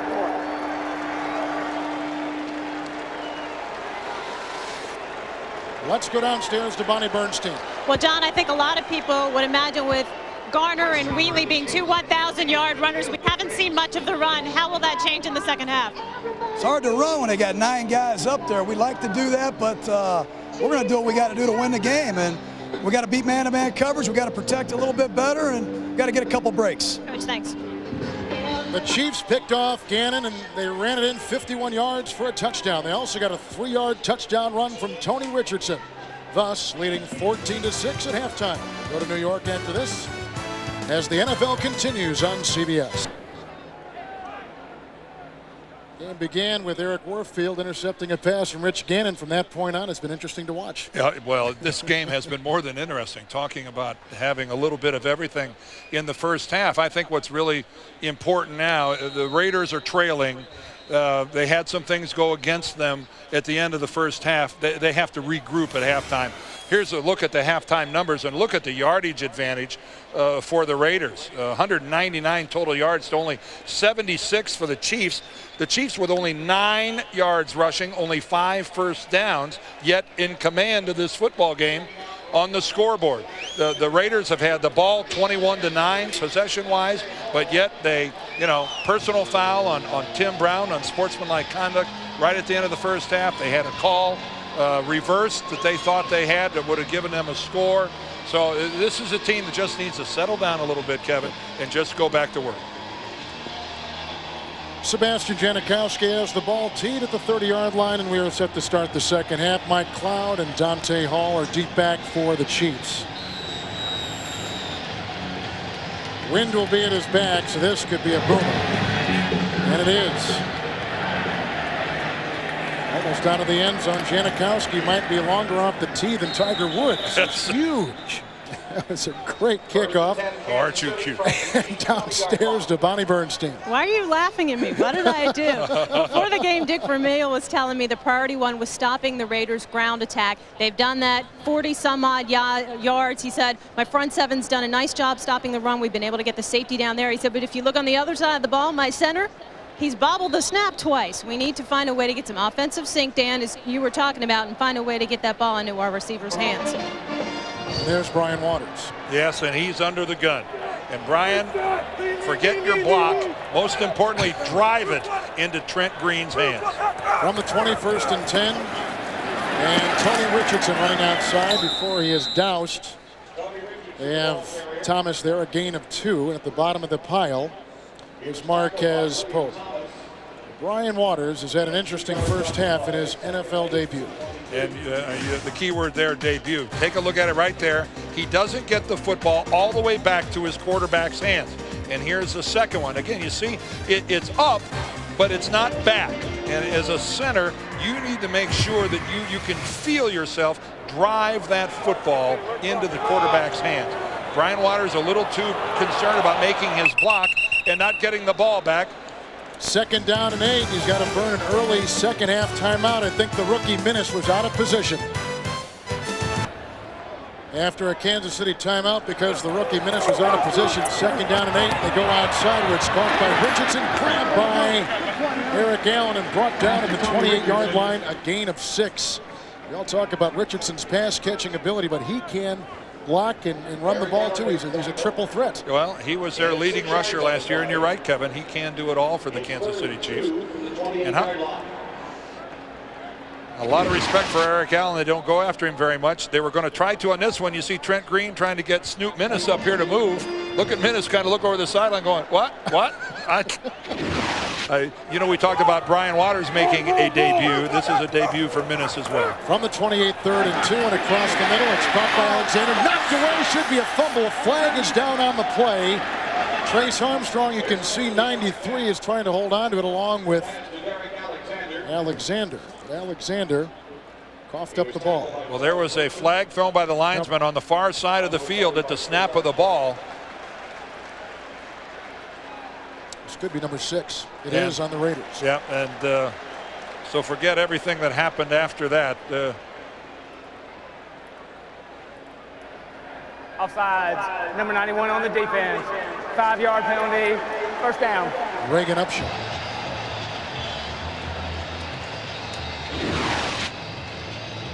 Take a look at it right there. Reagan Upshaw, the defensive end. You see him start just about a half a second prior to the snap of the football. So even if the Raiders would have gotten possession, it would have been negated by that penalty. Richardson in the backfield. Chris Thomas, a former Ram in motion. Handoff goes.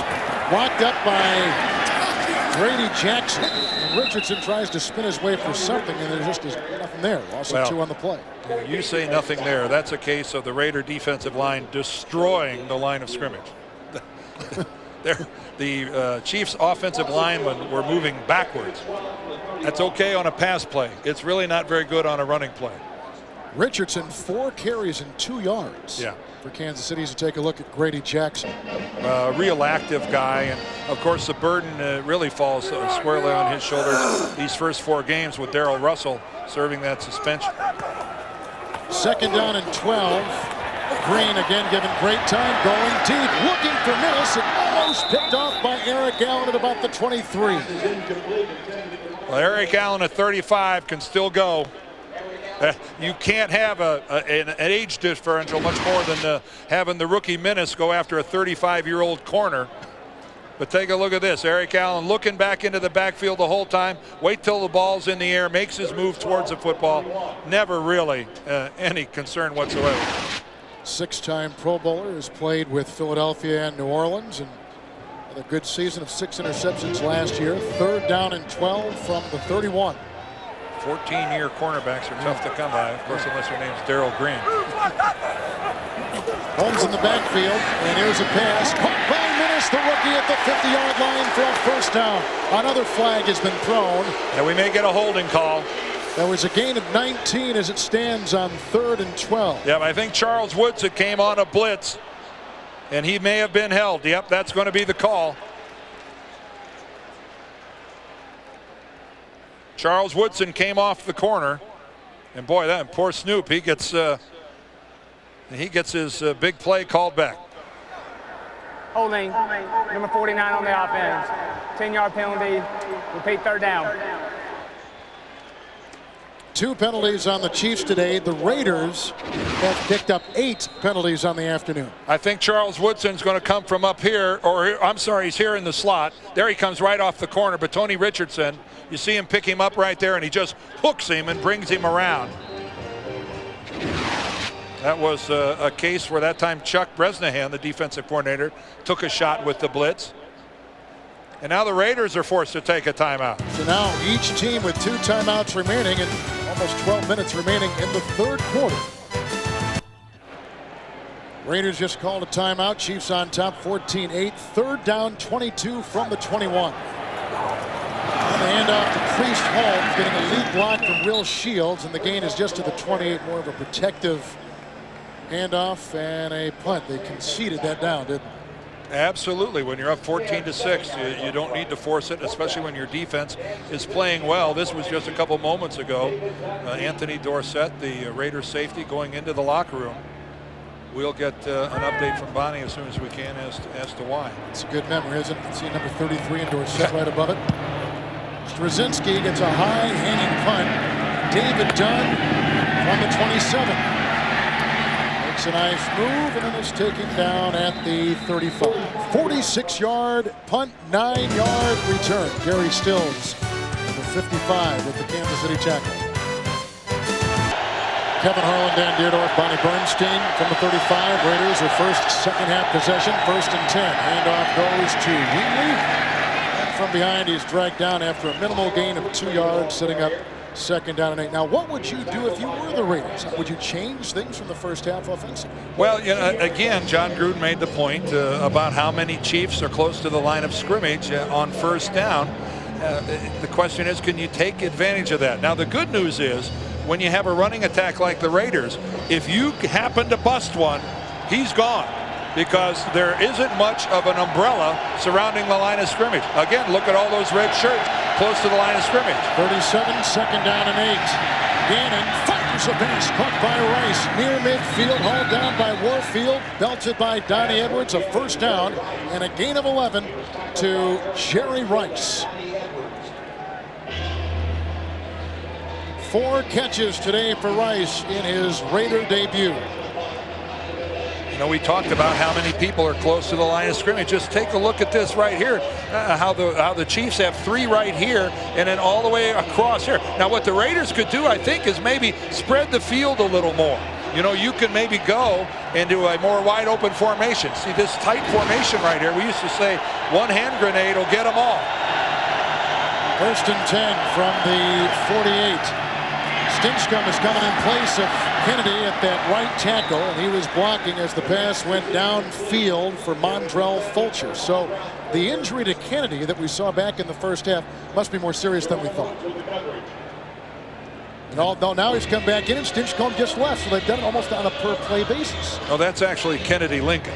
That's Kennedy Lincoln. That's his alter ego twin. Yes. But Stinchcomb just left, and he was playing that last play. One of the good guys right there, Lincoln Kennedy, and we had a wonderful visit with him yesterday afternoon, and he's a big guy and a Pro Bowler. That's a nice thing to be able to say. 2nd down 10. Gardner breaks a tackle from Clemens, still on his feet as he bursts by the 45, close to a 1st down, grabbed by Donnie Edwards from behind. And we'll have to see where they spot it, close to the Chiefs' 42. I know that Kansas City is putting a lot of people on the line, but when you've got an offensive line that blocks as well as this one, and you've got runners like Garner and Wheatley, you got to keep pounding away at it. And boy, that's just a good look at Charlie Garner and the way he I love, he has an economy of motion when he runs. It's so conservative, you know, the move here, none of it seems to be wasted, none of it seems to be wild. Played in the Pro Bowl, 2 consecutive 1,000-yard seasons, 5 years at Philadelphia, then last 2 years in San Francisco, and you know something else, as we look at that measurement, a couple links. He's a guy that is a gifted receiver. You know, he caught 68 passes last year. So this is one of the more complete backs in the league, even though he's relatively small at 5'10", 195 pounds. And truly an upgrade from Napoleon Kaufman. Oh, no question. Yeah. No question. Napoleon just couldn't stay healthy enough to be as productive as both he and the Chiefs would have liked him to be. Shy of the 42, 3rd and inches for the Oakland Raiders. Wheatley diving in and may have bulged that 42 and taken it to the 41. They get him the 1st down. I say he's got that was a pretty good surge. Clock ticking down here in the 3rd quarter. Each team has taken a timeout, so 2 remaining for each. There's some surprising scores around the NFL as Wheatley takes off. Colts for smothering the Jets. Downstairs we go to Bonnie Bernstein. Well, Kevin, you mentioned a couple minutes ago we saw Raider safety Anthony Dorsett going off into the locker room. The teams told me we've got our first case of dehydration this season, gentlemen. He's just in there getting an IV, but he'll be back out. Thank you. And it's a nice day here. It's beyond nice. It could be easily 20 degrees warmer here. On the 41, 1st and 10, and a handoff to Garner brought down by Browning. For this time of year in Kansas City, today's temperature is probably a good 15 degrees below normal, wouldn't you think? It's perfect. Unseasonable, and it's everybody here is pretty pleased with this is a Chamber of Commerce day. Well, the Raider offense the last 2 years have scored 14 touchdowns on their opening drive of the 2nd half. That is the most in the NFL. It's not even 65 here. No. It's warmer than that, obviously, in the sun, but that's unseasonable, to say the least. Near the 42nd line, great catch, the 5th today by 38-year-old Jerry Rice, who got 75 passes a season ago with San Francisco. He'll be 39 in October and picks up a nifty 6 yards right there. Rice, one of 3 nice additions to this team. Well, no kidding. Take a look at this and look at the productivity of the guys they picked up. We've been talking about Charlie and his 1,100 yards. Jerry Rice, we could fill 8 pages with his records. And Trace Armstrong, who probably will only play 20, 25 plays a game. But, you know, his 16.5 sacks last year led the AFC, second in the entire league. Quality addition. 3rd and 3. Oh, and he goes down, knocked away by Marcus Patton. The ball is loose at the 41, and the Chiefs have recovered. Marcus Patton made the stick. And 3 Raider turnovers today. And John Gruden has to be saying to himself, Rich, what were you trying to do with the football?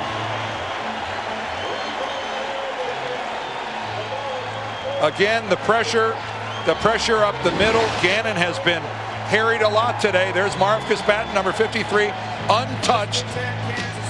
And again, Rich Gannon just, you know, he had no chance. Does he not see him? No, he doesn't see him coming at all. But he was right in the midst of, looked like he was like faking a pump. And Patton all over him. Looks like Randy Jordan was the back who was in there trying to get across the face of Patton and cut him off, but he didn't get there. Chiefs take over, 41-yard line, 1st and 10. Richardson in the backfield. Gonzalez in motion, and Green right to work. Blocked by Tate. Look at the time for Green across the middle to Richardson. First down at foot race. Beekert is chasing. Johnny Harris is chasing, and he breaks a tackle at the 16. Out of bounds. A flag is down. Out of bounds right now at the Raider 13-yard line. 46-yard gain. I think that might have been a yellow piece of paper. Do you see a flag somewhere? There was a yellow piece of paper floor. Well, if there was, it's gone. It was a yellow piece of paper that somebody threw from out of the stands. I agree with you. I thought it was a flag initially, but I don't think so. Look at the protection. Look at the time. And then the rest of it is Tony Richardson. Career long reception. 47 yards for Richardson. On the 12, handoff to Richardson again. And that time smothered. Grady Jackson got in the way and not much doing. Also a hit from William Thomas. 2nd down. That piece of yellow paper got me too, because I saw it going. I had the good fortune of seeing it coming. I saw it start down there in the end zone, and it was working its way up the field following the wind. Michael Ricks is checked in. Alexander, boy, hasn't Derek Alexander been quiet for the Chiefs today? He sure has. You see the call coming in from Chuck Bresnahan there, trying to get his defensive charges, trying to stop this thing. The Raiders have shown nothing offensively, and boy, they could fall 2 scores behind if the Chiefs can stuff it in. 13-yard line, 2nd down, 11. Good time for the quarterback Green across the middle to tight end Jason Dunn. Well, that was William Thomas. He smoked him. There was no way to complete that. That was outstanding coverage by Thomas. And tonight on CBS, if you or anyone you know missed any part of The Amazing Race, here's your chance to see it. Tonight after 60 minutes, catch all new episodes of Amazing Grace tonight and Wednesday, 9, 8 Central. The Amazing Race tonight after 60 minutes on CBS. Derek Alexander is back in with Minnis. 2 tight ends for the Chiefs. Richardson in the backfield, 3rd and 11. From the Raider 13, a Raider fumble set up this possession. Green moving up on the bad knee and shovel pass, bobbled by Richardson, finally falling on it at the 12. So the Raider defense holds Kansas City out of the end zone, and now the Chiefs will have a 3-point try. And that was the coverage that forces Trent Green to leave the pocket. It doesn't have a lot of breakaway speed, a lot of 2 tight end stuff, but everybody covered in the middle. And that was, you know, Trent actually delivered the ball right onto the hands of Richardson. He just, you know, obviously acted very surprised by it. 31-yard try now for Todd Peterson, who came over mid-season after his cut in the preseason from Seattle. Takes the place of Pete Stoyanovich, and the kick by Peterson is up. And 3 more on the board for the Chiefs with 5:50 to play in the 3rd. The Chiefs cash in on a Raider fumble and lead it 17-6. The Kansas City Chiefs have led the entire game, up now 17-6 after Peterson just knocked through a 31-yard field goal. And the ensuing kickoff to Dunn on the fly from the 10. It's by Warfield. Got a block, runs into Barty, taken down at the 40-yard line of the Raiders. So some breathing space for Rich Gannon, a 29-yard return for David Dunn. Boy, is Warfield upset on that. He had contained and let Dunn get to the outside. 5 plays, 46 yards. Richardson had a 47-yard reception on that drop. That set it up. Watch that shovel pass moments ago. Well, watch to the right side of your screen. Brian Waters, look at him grab the back of Trace Armstrong's jersey. That's one way to get back in front of a guy. You know, as an offensive lineman, you always want to be in front of the defensive lineman. That's one way to pass him. Looked like roller derby there. 1st and 10 from the 40, fake handoff. Oh, here comes Eric Hicks. And there goes the pass. Garner gets it and falls down after a gain of 5 at about the 44. They brought in the tight end Fulcher to go wide in addition to Rice and Brown. 2nd down and 5 coming up. Let's go ahead and take a look at the blitz, guys. Go ahead and roll it, and Rich Gannon finds himself, you know, just one-on-one. And as a defensive lineman, you are so afraid of Gannon's escapability that you have to play conservatively. If you go at him full speed, I guarantee you, you may touch him, but you won't tackle him. McCleary has come in for Rich Owens. 2nd down and 5. Handoff Gardner following a block and a tackle made by Marcus Patrick after a gain of 1. They just can't run. No. They just can't run. All right, Dan, here's a good question for you. Which AFC team will have the most regular season wins this season? Miami, Colts, Baltimore, Tennessee, Denver, or Oakland, or any other team you want. Just log on and cast your vote at NFL.com. Who do you pick out of that? Could you write in Cincinnati or Cleveland? No. Will you? If you're on their website, perhaps you can't, but not on this. I like Tennessee. They're awfully good. Tennessee, Denver. I've never seen the AFC as wide open as it is now. From the 46, 3rd and 4 pass caught by Rice, number 6 today, rustled out of bounds after a 1st down gain to the Chiefs 45. Rice now 9 yards on that particular reception. Coming into today, he only needed 123 to tie Walter Payton for all combined yards. He's got 74 already. 74 already, is trying to go over 20,000 combined yards. Boy, look at Jerry Rice. It's just, you know, I know that it didn't look like much of a pattern, and I know it just looks relatively easy. But if it was, everybody would be doing it. That's right. And they aren't. 1st and 10. Gardner takes it up and is wrapped up on the play by Donnie Edwards after a gain of 3 on the play. Busy day on opening day in the NFL. Let's send it off to Jim Nantz in New York. All right, thank you, Kevin. Corey Dillon's having a big day for the Bengals, 114 yards. Opening up now the passing game for John Kitna to Tony McGee, and the Bengals up 23-10 on New England. Quarter change, starting the 4th there at Cincinnati. Let's go back to you in Kansas City. All right, thank you, Jim. 4-12. The Bengals were a season ago. That's why people want to write in Cincinnati. 2nd down and 8. From the Chiefs, 43 for the Raiders. And a pass to Tim Brown, sheds Warfield, then brought down outside by Donnie Edwards, who covered that very quickly from his linebacker spot. Yeah, he sure did. Donnie Edwards showing great speed getting out there, and he had to because Eric Warfield came up, and that was not exactly a textbook driving tackle that he attempted to put on Tim Brown. Kind of waved at him as he went by. Tim Brown, hey, the guys like Brown and Rice, their entire careers have been built on yards after the catch. These guys will catch a 2-yard pass and make it into a 10 or 12-yard play. That's why they're both going to go to the Hall of Fame. Gain of 6. They've thrown to him combined 17 times. 3rd and 2, and a handoff to Wheatley. He got tangled up on Barrett Robbins, who was blocking ahead, and a gain of 4 before he is brought down by Marcus Patton. Best of the bunch all time, of course, Jerry Rice up there. You see Tim Brown in the number 10 position. The only active player that's higher up the list than Tim Brown is Chris Carter of the Vikings. But there's 20 combined Pro Bowls between Rice and Tim Brown. 12 for Rice and 8 for Brown. That's exactly right. Wow. On this Raider team. Player down for the Chiefs. I think it's Ray Crockett. Ray Crockett, yeah, who came over from Denver this offseason and had success there in a couple Super Bowl. Looked like they're all over Detroit. Matt Millen's and Marty Mornhinweg's debut there in the Motor City. They've got some issues still to iron out in Detroit. There's William Barty, who was in a fight all the way through camp with Eric Warfield, so he's certainly qualified and capable. 7th play of the drive, 1st and 10. Another pass, wide open is Brown from the 20. Slices by Woods, grabbed by Warfield. It's too late. It's a Raider touchdown and a touchdown pass by Rich Gannon of 33 yards. Well, I think the defender covering Tim Brown slips and falls. That's about the only way you can explain somebody being that wide open.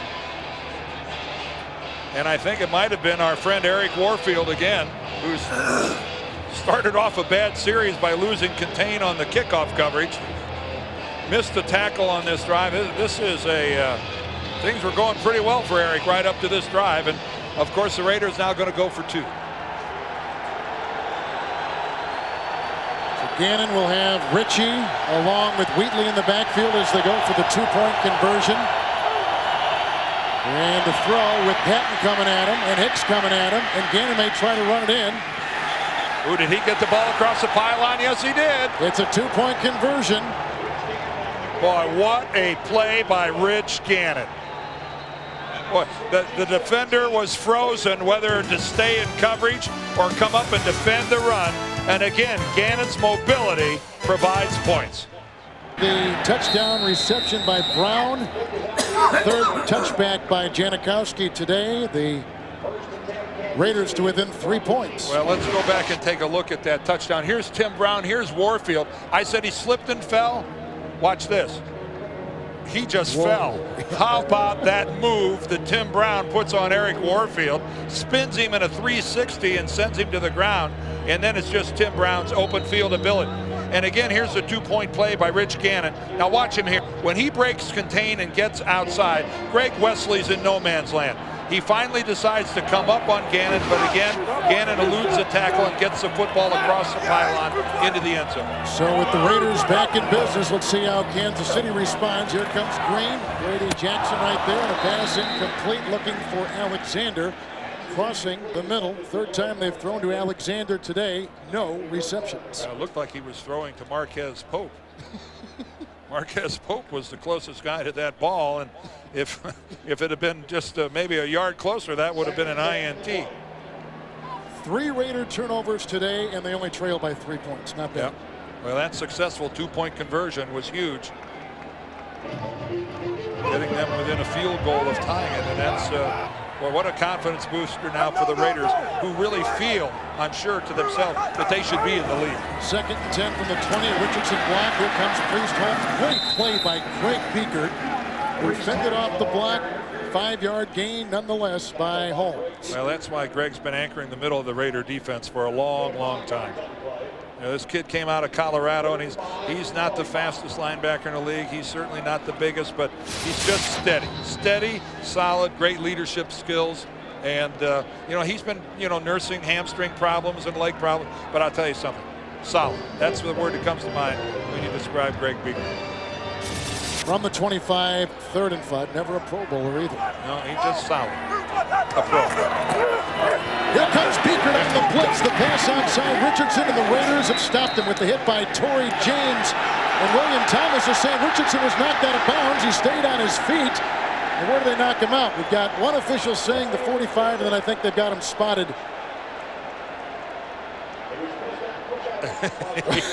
Well, I'm almost afraid to guess. We'll wait and see. Yes. Trent Green certainly didn't see what happened. No. No use asking him. He was flat on his back. Biekert dropped him like a shot. All right, let's watch this thing. There's Tony Richardson out of the slot, breaks his break. Let's see, he rolled on William Thomas. Did his knee down. Did his knee touch the ground? That's the question. He wasn't down. Now down by contact. Oh boy, here's another one. Here we go again. Ruling on the field as the ball is down at the 30. Results in a 1st down. They're saying that he was down by contact after this hit. If he rolls on the body, he's not down. On the body. Well, if the elbow goes down, his knee's down. Yeah, right knee was down. Yeah, his right knee touches. You got it. Yeah, that play's dead right there. And a 1st down. Yeah, if your elbow hits the ground in that situation, you're going to be. Now we got to. Did we get buzzed? Yep, they did. I think Randall just got buzzed. Chiefs throw the flag out. Yeah. Or the Raiders throw the flag out to see. Well, the Raiders certainly. Yeah, Raiders. They don't want to challenge this.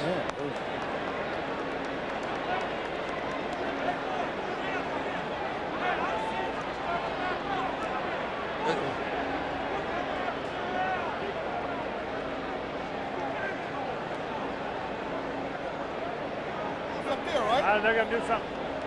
Well, we're waiting and seeing here.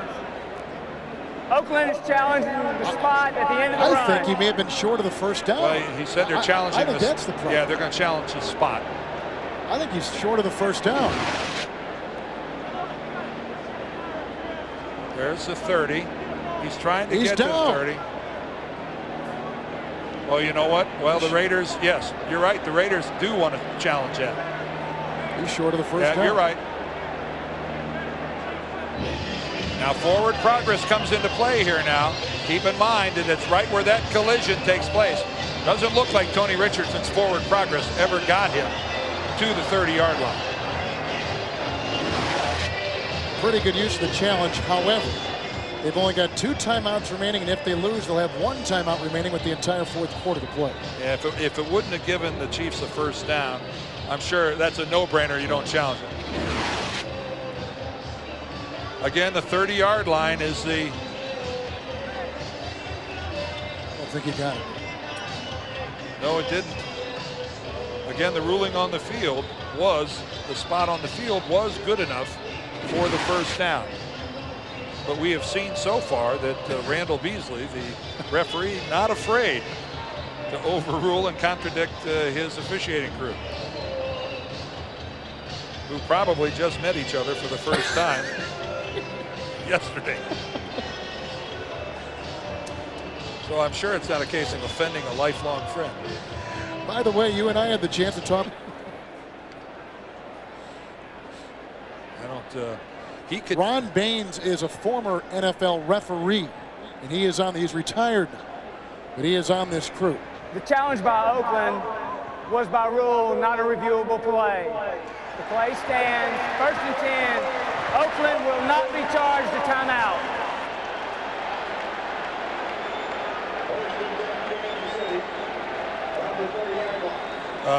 I'm looking at the NFL rule book, exactly, talking about playing rule proposals and whatnot, reviewable plays. One of them specifically says forward progress with respect to a first down. It's right there.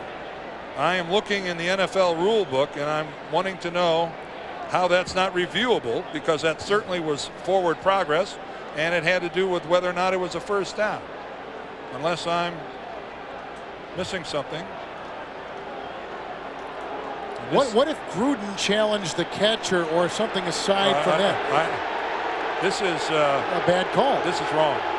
You definitely can challenge the spotting of a football for a first down. So twice the Raiders have been burned by this crew.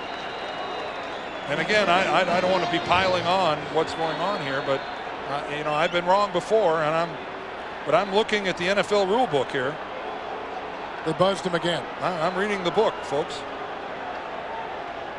And you're on reading it with a little knowledge is a terrible thing. Dangerous. I think Randall's got to correct himself. So here comes Dick Vermeil saying, what's going on? But it is clearly defined in the rules of the NFL, which you've got in your hands and are reading verbatim. Well, I thought I might need it. I kept it pretty close. I did bring it with me. Here's Randall. Hold on, folks. The play is being reviewed for the spot at the end of the run. Raiders have won 2 consecutive seasons in this building.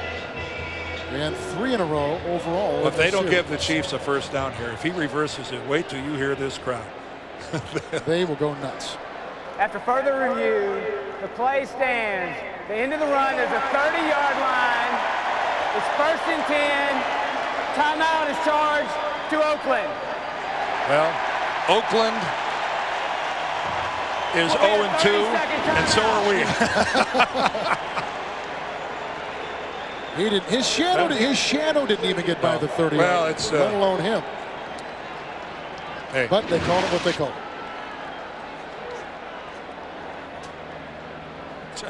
Poor John is. Can you read lips? Yeah, he's clearly a frustrated man right now as we come towards the end of the third quarter. Not much has gone the Raiders' way. 1st and 10, the Chiefs from the 30-yard line. Richardson in the backfield. And he gets the handoff and then brought down by Josh Thames after a gain of 2. William Thomas in on the tackle as well, and that may be the final play of our third quarter. 2 yards on the play. 2nd and 8 from the 32. Now the only thing going in the referee's favor there, Kevin, was that the ruling on the field did give a first down to the Kansas City Chiefs. So he would have had to seen something indisputable. You and I both thought he did. We don't care. Third quarter comes to a close with the Chiefs up 17-14. Will return to Arrowhead Stadium right after this word from your local CBS Stadium. We begin the fourth quarter with the Chiefs 2nd down and 8 from their own 32 as Green goes back. Here comes Biekert, held off by Tate in the pass. Through the hands and incomplete to Derek Alexander. Still with no receptions, and 4 times they've thrown to him today. And Marquez Pope had coverage on Alexander that really necessitated Green to throw that thing so high into the outside. No way could it have been completed on the field of play. That was good work by Marquez Pope. I know the Raider fans are probably a bit upset back in the West Coast, but remember this, over the last 2 years, the Raiders have trailed in the fourth quarter and come back to beat Kansas City. And they've got the confidence of knowing they've beaten the Chiefs the last 3 times. So it's this team's not short of confidence. You won't get to 12-4 by lacking that. 3rd and 8, bobbled by the rookie and dropped and picked up by Biekert. They blow it dead. Oh, Biekert's knocked out by Donald Willis. Well, Biekert. Oh, here we go. Well, Biekert knew that ball had hit the ground, and yet he took off and ran with it. Biekert fell like a boxer in a prize fight. It sounded like a helmet-to-helmet collision. I could hear it clear up here. And Donald Willis, who is coming in and not normally a guy on that line, you know, it's a confusing situation because Biekert is running with the football. Here's Greg Biekert right here. Keep an eye on him in the back. There's the ball bounces. Whoa, did that come off a foot or off the ground? Let's back up there. Did that come off of Johnny Harris's foot or off the ground? There's a shot. That's helmet to helmet right there. But that football. He was out. Look at him. He's having a hard time getting his bearings. Let's go back and take. Was that an optical illusion? Let's track. Oh, okay. It bounces right off the ground. It was right next to his foot. Okay. Close. So Greg Biekert is running with the ball. You know, if you're going to take off and run with it, you better protect yourself. Yeah. So Straczynski will punt. David Dunn is back. Winded his back. Good hang time. And wants to fair catch it. And is allowed to fair catch at the 31-yard line. 38-yard punt. A close one in Kansas City on opening day. The Chiefs holding on.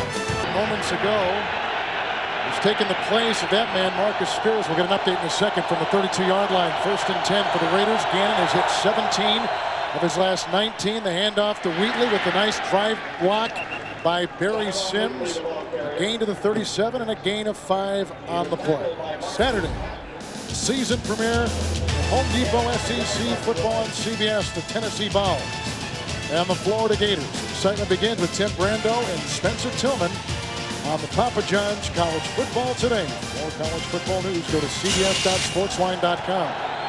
2nd and 5, 37-yard line for the Raiders. Trailing by 3, 1 timeout left. Gannon, good block by Sims again. Now he gets away, does Hicks, and a pass incomplete. Clemens was coming from the other side. Incomplete pass, they rule. No yellow on the field. 3rd down. Rich is turning in a masterful performance. Just what you'd expect from a 14-year guy. You tell me. I mean, he is. That's right at the foot of the offensive line. That's intentional. That's intentional grounding. He did that to avoid a sack. That's the rule. 3rd down and 5 from the 37. Randy Jordan in the backfield offers a block. Gannon the sidearm pass caught by Rice for a 1st down to the 45. Oh, that was slick. What a pass by Rich Gannon. The blitz was on. Greg Robinson, the defensive coordinator of the Chiefs, came after Gannon. And that was just a beautiful piece of symmetry between quarterback and wide receiver. Rice a gain of 7 on 3rd and 5. A perfect throw. Jerry almost lost it. Boy, he had to look. He never did get a really firm grasp on that ball, but it never touched the ground. But how about Gannon's delivery of that ball? Right on the hand. 7 catches for Rice today and a much-needed 1st down for the Raiders at the 44. Brown in motion. In the end around, he's chased by Lou Bush and Warfield and driven out of bounds, and also shutting the door was Rich Owens, and a gain of 4 on the end around to Tim Brown. Now let's run our own end around to Jim Nantz in New York. All right, a little end around play. How about a little dumping it off to one of the backs here, Kevin and Dan, as the Jets to start the 4th quarter. Testaverde to Richie Anderson to cut at the 14, and they are driving again inside of the Colts 40 with 9:40 to play. Let's go back to you in Kansas City. One thing about handing it off to Jim Nantz, he never fumbles the ball. The surest hands in the business. Outside the 48, 2nd down and 6. Gannon right down the middle, caught by Rice with another Raider. 1st down to the 35. Hit and brought down by Wesley. Gain of 17 on the day. He needed 123 to tie Walter Payton. He's got 88 yards right now. Chief secondary is going, who dat? Who dat? Jerry Rice getting to stretch it downfield a little bit, trying to get away from just that 3 or 4 yard crossing pattern. This time he gets to move the chains. Gannon with the good protection. Again, Tim Brown, not the featured receiver. You know, a lot of people thought that maybe it was going to be Rice that would be more of the decoy role, but with 8 receptions, it's kind of the reverse today. Both Rice and Brown are out right now. Hand off to Wheatley. Goes by Rich Owens and runs down close to a 1st down at the 27-yard line, a gain of 9. This is the Raider offense we saw a year ago. And that's power football with Tyrone Wheatley. You saw him break a couple tackles at the line of scrimmage. If you're down on the sidelines and you look at the legs on Wheatley at 6 feet 235, you realize that it's going to be nothing short of a sure tackle to get him down. And he had a hard time sticking with the Dolphins, and before that, the New York Giants. No, he has reinvented himself in Oakland. And there are a lot of people, a lot of personnel guys in this league that thought he'd never rush for 1,000 yards. Near the 26, 2nd down and 1. Rice back in, so is Brown. Handoff to Wheatley, breaks 1 tackle of McCleary, and then pulled down by a host of Chiefs. Dwayne Clemens is there, Lou Bush, and close to a Raider 1st down. We'll have to see.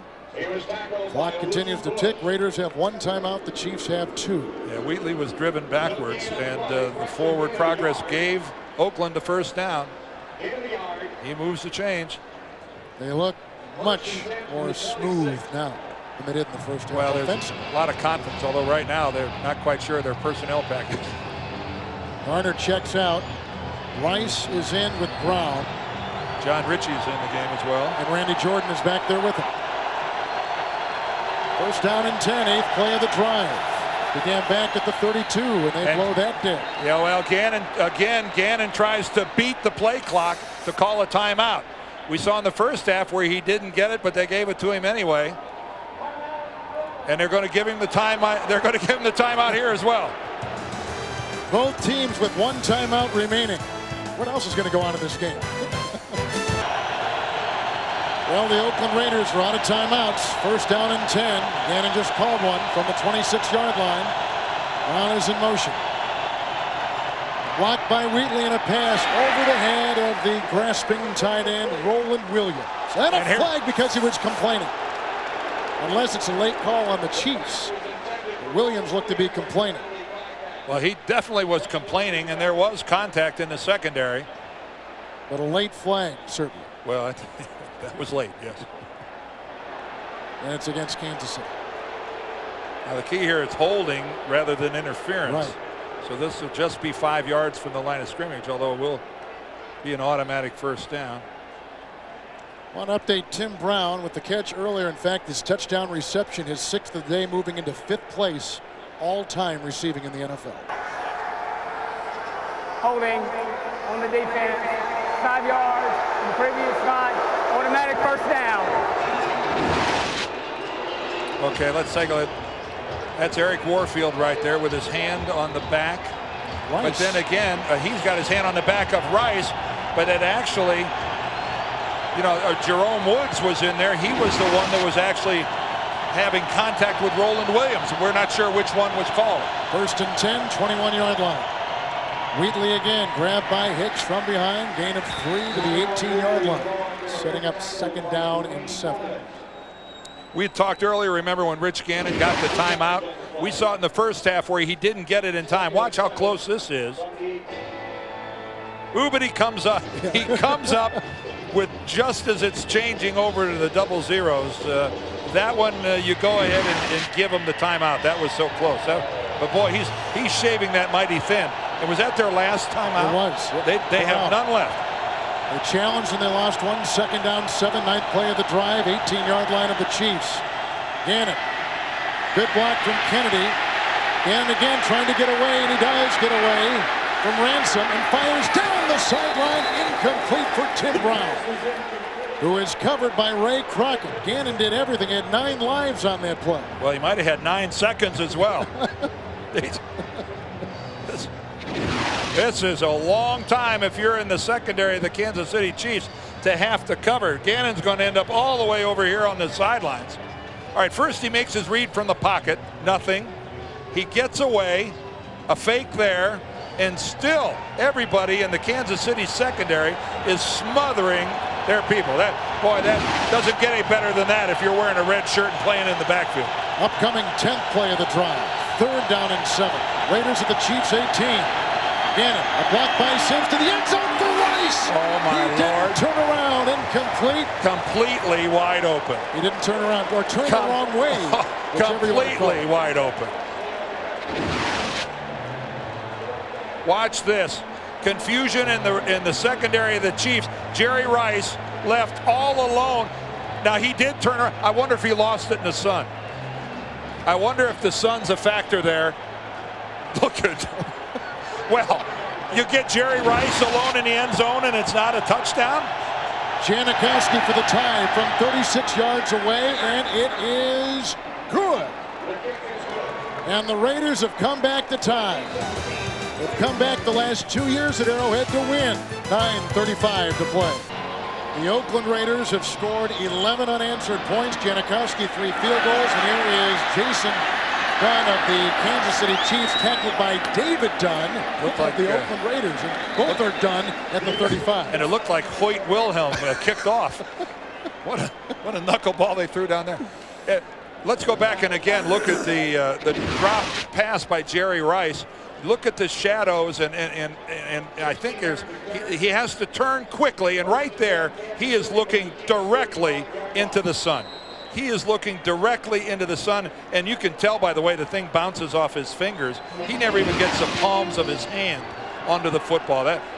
Jerry Rice, I think, makes that catch 99.9 times out of 100 without the sun being a factor. 1st and 10, 35. Oh, and Green slips, regains his footing. Oh, he's whacked on the play by Reagan Upshaw. Gets the pass away. A flag is down.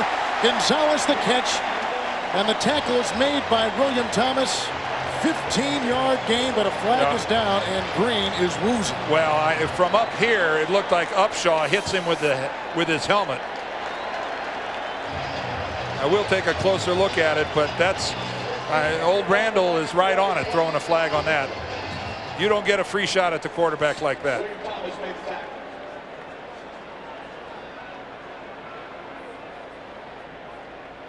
And they'll tack it on. Personal foul, roughing the passer, number 91 on the defense, 15 yards from the end of the run, first down. Take a look at this right here, and that is a helmet-to-helmet shot by Reagan Upshaw. That's Gene Washington, the man for the league office who takes care of these kind of problems is attending today's game. So he got to see that one in person. And that'll be, there's a whole new emphasis on it this year, protecting the quarterback, and you just don't get to trample him like that. These look like the old Raiders, the undisciplined Raiders from years ago before Gruden arrived. From the 35 of the Raiders, Green 1st and 10, still probably seeing stars. Good block by Shields. There's the pass, and it's caught by Gonzalez at the 20-yard line for another first down. Well, if you're seeing stars, throw it to your stars. That's right. Gain of 15. And that's where he gets Tony. Yep. When in doubt, go to the man. And the man in Kansas City is number 88. Just breaks, watch his break to the outside, working against Charles Woodson. And again, Tony Gonzalez, this man is huge, 6'5", 249, runs patterns like a wide receiver. But as a corner, you can't challenge him physically. You won't win. 5 catches for Gonzalez from the 20. First down and 10. Green handing off to Priest Holmes. A lead block by Spears. And the end around to Holmes produces a yard. We'd like to welcome those of you watching the Indianapolis Colts and the New York Jets. Kevin Harlan along with Dan Dierdorf and Bonnie Bernstein in Rockin' Arrowhead. It's a 17-17 ball game right now. The Oakland Raiders have scored 11 unanswered points. We've had some questionable calls today. But the bottom line now is, with no timeouts remaining, the Raiders are tied, but the Kansas City Chiefs are driving with under 8 to play. Second down and 9 from the Raider 19. Big pitch to Richardson. Chased by Upshaw. Pass, flags all over the field, incomplete. He was throwing to an offensive lineman. That could be one flag. Well, if the ball hits an ineligible receiver, that's all there is to that. And another flag, a third flag, has just been thrown into the fray, and it's been this kind of game since the outset. It's the Raiders and it's the Chiefs. Yeah. Enough said. The Raiders have hurt themselves with a couple penalties that have been of the foolish variety, and we'll wait and see what this call is. Again, Randall Beasley is our referee there in the white hat, and he has been one busy guy today. We have had reviews. He has overturned calls on the field. He has allowed them to stand. This guy's earned his bucks today. $2,000. We have offsetting fouls on the play. We're holding number 89 on the offense. We have a personal foul, number 90 on the defense. Those penalties off replay, second down. Well, you get a holding call that would have battled him back out. Grady Jackson there, number 90. Let's watch what he does. Oh, and he just takes a late shot right there at John Tate, the left tackle. As far as shots are concerned, that was not much, just hitting him on the shoulder pad like that. But again, the officials don't want this to get out of hand. Silly penalty. Second down 9 from the 19. Green chased by Trace Armstrong, chased by Tony Bryant, wisely throws it away with the receiver in the vicinity, tight end Jason Dunn. The Chiefs today began the game early, intercepting quarterback Rich Gannon, returning it all the way for a touchdown. They have led until now when they are tied. Well, this is a case where Trent Green is well out of the pocket, so he's able to get rid of this football as long as he gets it. But as long as he gets it anywhere back near the line of scrimmage, he's allowed to do that. He was well outside that tight end to tight end pocket. Greg Beaker can argue all he wants, but Trent Green, he didn't need a receiver anywhere near that ball as long as he got it back close to the line of scrimmage. Third down and 9 from the 19-yard line. Green, good block by Victor Riley to the end zone, through the hands of Tony Gonzalez, and some great safety work turned in by Anthony Dorsett. Now, when you work the middle of the field like a tight end and you caught 93 passes a year ago, you are a target. And Tony Gonzalez knows when he goes up for this ball, he's going to get stroked. That's exactly what happens right there with Dorsett coming over. The ball was thrown a little high by Trent Green. If he could have brought that down a little bit and given Tony the chance to protect the ball a little bit with his body, that might have been a touchdown.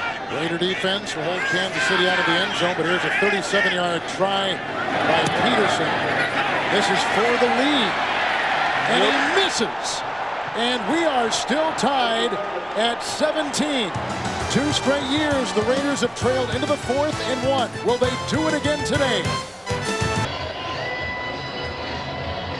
Raiders scored 11 unanswered points. Janikowski 3 field goals. Tim Brown a touchdown reception. The Chiefs missed a field goal moments ago.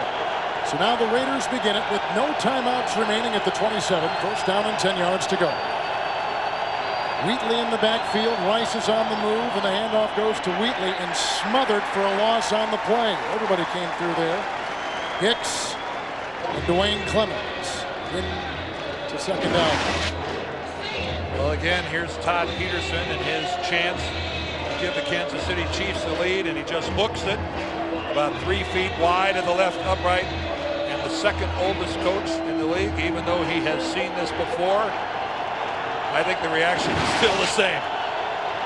Oh, no. Second down, 12 from the 25. Again, quick throw looking for Rice. Incomplete, covered by Barty at about the 32. Third down. The one thing about Dick Vermeil, he is 64 years old. If you know the man at all, he's the youngest 64 you'll ever see. And he's the second oldest coach in the league to Jim Mora, who's 66, I believe. And if he's not the youngest 66-year-old I've ever met in my life, there must be something about coaching. I thought it made you old. With Mora and Vermeil, it's keeping them young. Third down, 12. Chiefs at the Raiders at their 25. Gannon to the fullback. Ritchie has to get to the 36. He's shy because of the hit by Marcus Patton and Warfield.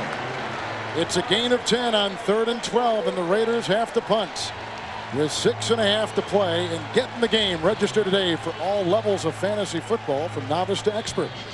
Just click on Free Fantasy, cbs.sportsline.com, or AOL keyword CBS Sportsline. And a storyline of this game has to be the game plan by Greg Robinson, the defensive coordinator of the Kansas City Chiefs. Leckler gets off a rocket, driving Dante Hall back into the end zone and out of the end zone. Why in the world would he try to field? I have no idea. In other words, he thought it was practice. What? 65-yard punt. And speaking of rockets, we're going to see some rockets from Pete Sampras, being accused of aiding and abetting an assassination. Victim's sons talked to 60 Minutes tonight. Well, here's where cooler heads at the quarterback position will prevail, and we'll check out Trent Green. Chiefs have 2 timeouts, and on 1st and 10, the pass goes outside to Trent to Priest Holmes, who is knocked down by Tony Bryant. Gain of 1 on the play, bringing up 2nd down and 9. 2nd and 9 from the 21. That'll spot the ball at the 21-yard line.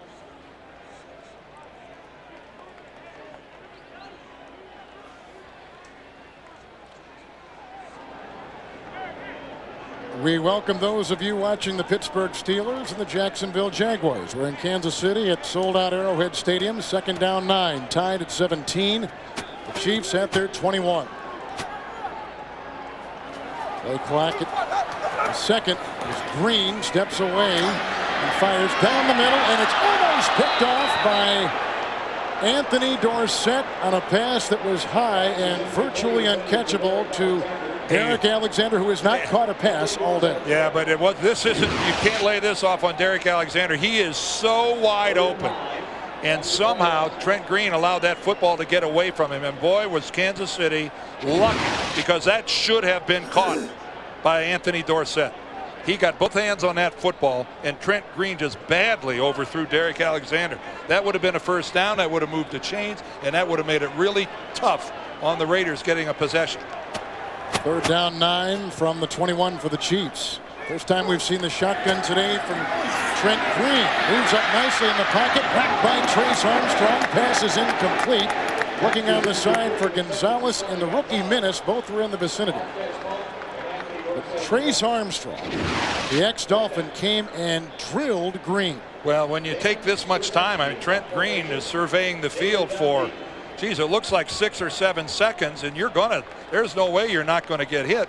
But I think even more importantly than the contact, he threw into traffic again.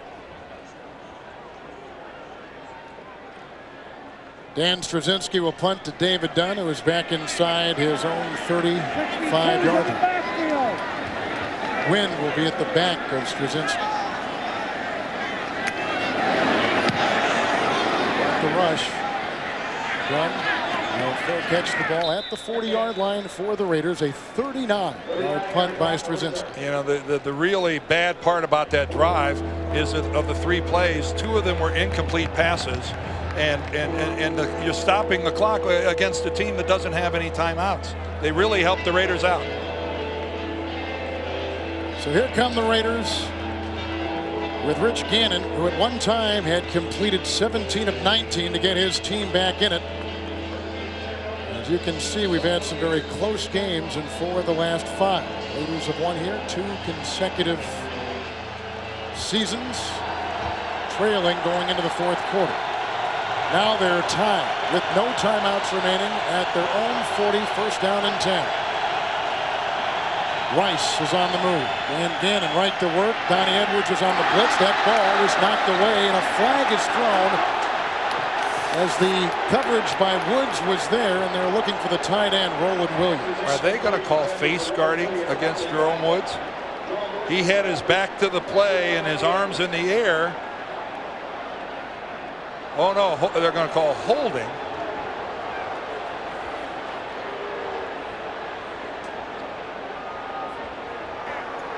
Holding, number 21 on the defense.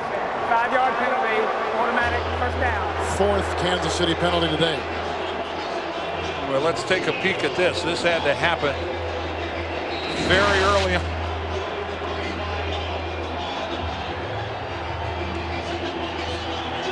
See, there's separation at that point. Whatever holding the official saw had to be well prior to that. 1st and 10, 45. Charlie Garner, a lead block by Williams. That springs Garner as he takes it around the corner. And out of bounds near the Chiefs' 41-yard line, a gain of 14 yards. Well, so 2 of the newest Raiders with the big play. Yep, that's the explosiveness of Charlie Garner. Again, that's his ability to get around the corner. That's something Tyrone Wheatley can't do. And Charlie, again, you know, he is such an all-purpose back. We've talked about his receiving skills, his toughness in running between the tackles, but it's that speed off the edge that really gives them, I think, such an added burst. No timeouts, under 5 minutes, tied at 17. Raiders at the Chiefs, 41, 1st and 10. Gannon down the sideline to Brown, jousting with Warfield, first down to the Chiefs' 19-yard line, a gain of 23 yards. Well, it's been Jerry Rice most of the game, and now look at that's a pick. You know, you can call that organized confusion when they run that little cross, run the DBs into one another, but Jerry Rice picks off both defenders, and that opens things up for this guy, Timmy Brown. Again, that was, you know, they got away with one. A lot of contact there. Brown had a touchdown reception earlier in the game. 7 catches today inside the 19. 1st and 10 for the Raiders. And it's Wheatley digging his way for 3 to the 15-yard line before he is brought down by Ransom. No timeouts for the Raiders. Downstairs we go to Bonnie Bernstein. Kevin, score tied with under 4 left, and we've barely talked about this rivalry, and being that Rich Gannon's the only player on the field today who's played on both teams, his perspective interesting. He said, I thought it was much more passionate when I was in Kansas City because Marty Schottenheimer was the coach. He hated the Raiders, and he made sure the players did too. But in Oakland, they just say to keep the emotion to a minimum. 2nd down and 7 from the 15. Gannon to the fullback, Ritchie, diving in, and he's got a Raider touchdown. And the Raiders have their first lead today. 15-yard touchdown reception. And the Raiders have scored 17 unanswered points to take the lead. And as they have all of this drive, success working the near side of the field. It's the same side where Tim Brown benefited from the pick by Jerry Rice, and at the same time they get the seam going upfield from John Ritchie. And you got to admire the Raiders in the sense that they've been digging all day, and the Chiefs weren't able to put it away.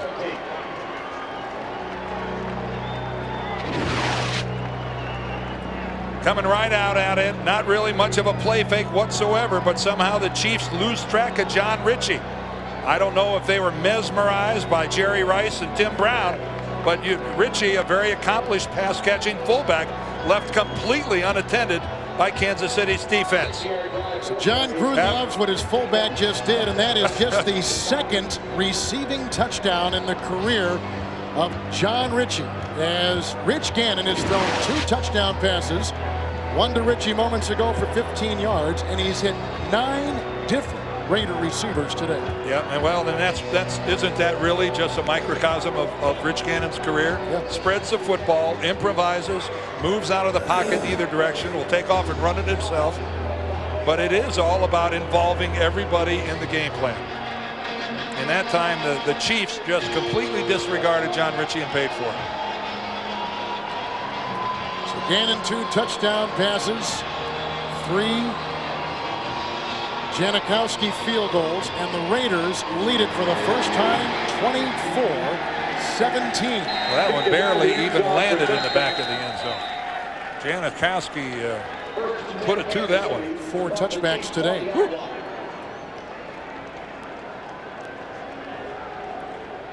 He's had a good day.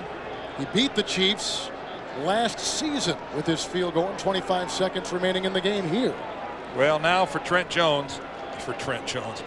Green, now it's really all about one thing, and that is being patient.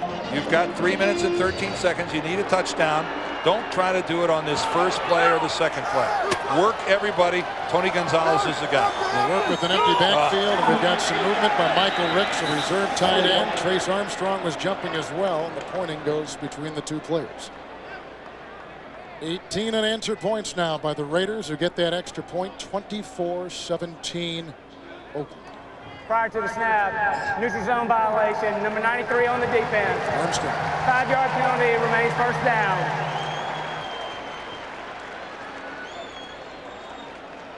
First and 5. Trace Armstrong in because he is the pass rushing specialist, and the Raiders figuring the Chiefs are going to have to go to the air. First and 5 from the 25. Pete Sampras in the men's finals from Flushing Meadows coming up next. Empty backfield and outside to Richardson, the fullback. Chased by Eric Allen, shoved out of bounds by William Thomas. Stopping the clock at 3:08. Spotting him at the 35, a gain of 10 on the play. And that's good work by Trent Green. You've got 2 timeouts left. You can stop the clock when you have to stop the clock. You don't think at all about, do I need to get the sidelines? Do I need the middle? You can run your offensive system. You've got plenty of time to get down the field. Trent normally is a guy that makes good decisions. He doesn't force the football, and that's what he can't do here. Let it come to you, Trent. Don't try to make it happen. From the 35, first and 10 for Green and the Chiefs. Quick drop. Oh, look out! Tony Bryant devours Green for the Raiders' first sack today, back at the 31. Well, Trent Green pump fakes downfield. He sees something and then he pulls it up. I don't know if that was an attempt to get the defense to bite. Maybe he was doing an up and go. But Tony Bryant beat his man. Boy, Green almost gets away from that. He did.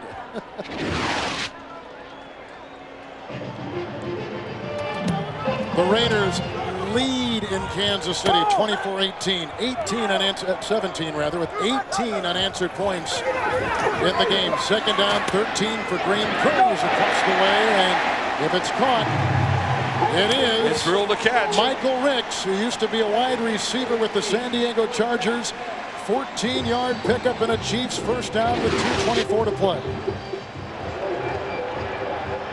Obviously, this ball low and away.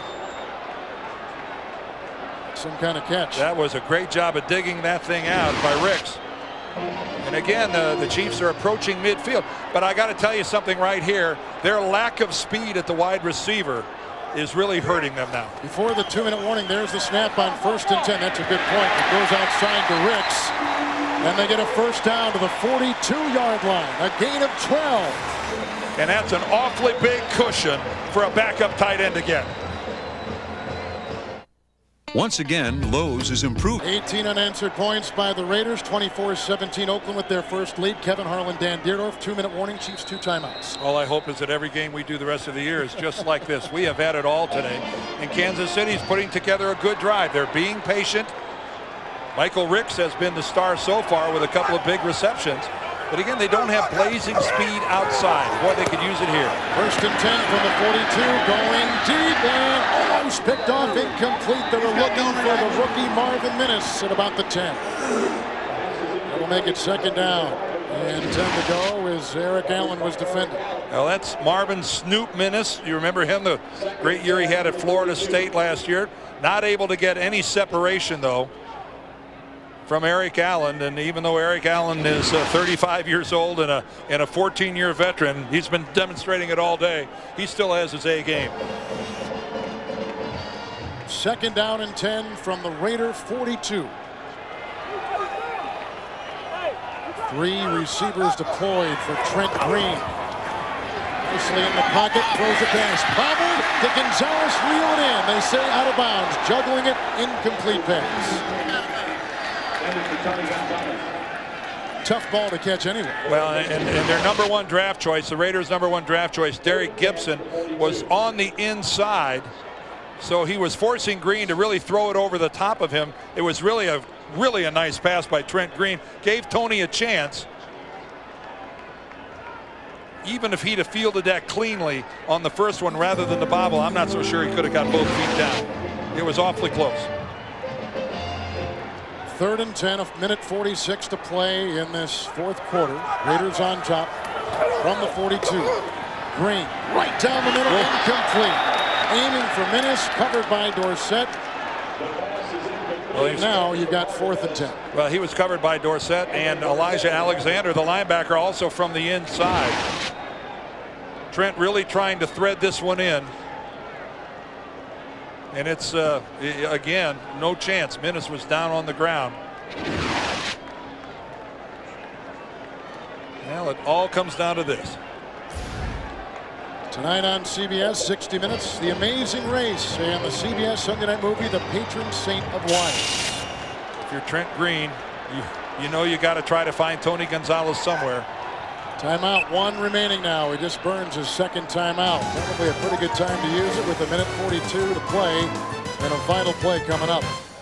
Kansas City has 1 timeout remaining. The Raiders have beaten the Chiefs 3 consecutive times, including twice here at Arrowhead Stadium, leading 24-17. And again, it was a Chiefs game all day. The Raiders just recently took the lead. But look at that. That's how close this series is between these two. 4th and 10 from the Raider 42. He gets away from Taves. He's on his horse. Needs to get to the 32, and he gets the first down. What a play by Trent Green. Oh, and then he's got a collision on the sideline. It's a gain of 12 on 4th and 10. On a play where he could have been sacked in the backfield. He barely got out of there. The snap was kind of low. He had to go down and dig it out. But right there, he barely gets away from Josh Taves. And Trent Green, keep in mind, this is a guy who had major knee surgery 2 years ago. Still has enough get up and go to get the first down. And 4 surgeries on that same left knee. Taves had him. And then look at the collision out of bounds as he goes on through. Whoop. I tell you, if you're on the sidelines, you got to keep your head on a swivel. You got it. Well, Kansas City still has 1 timeout left. Chiefs are back in business. 9th play of the drive. It began back at their 20. 1:32 to play.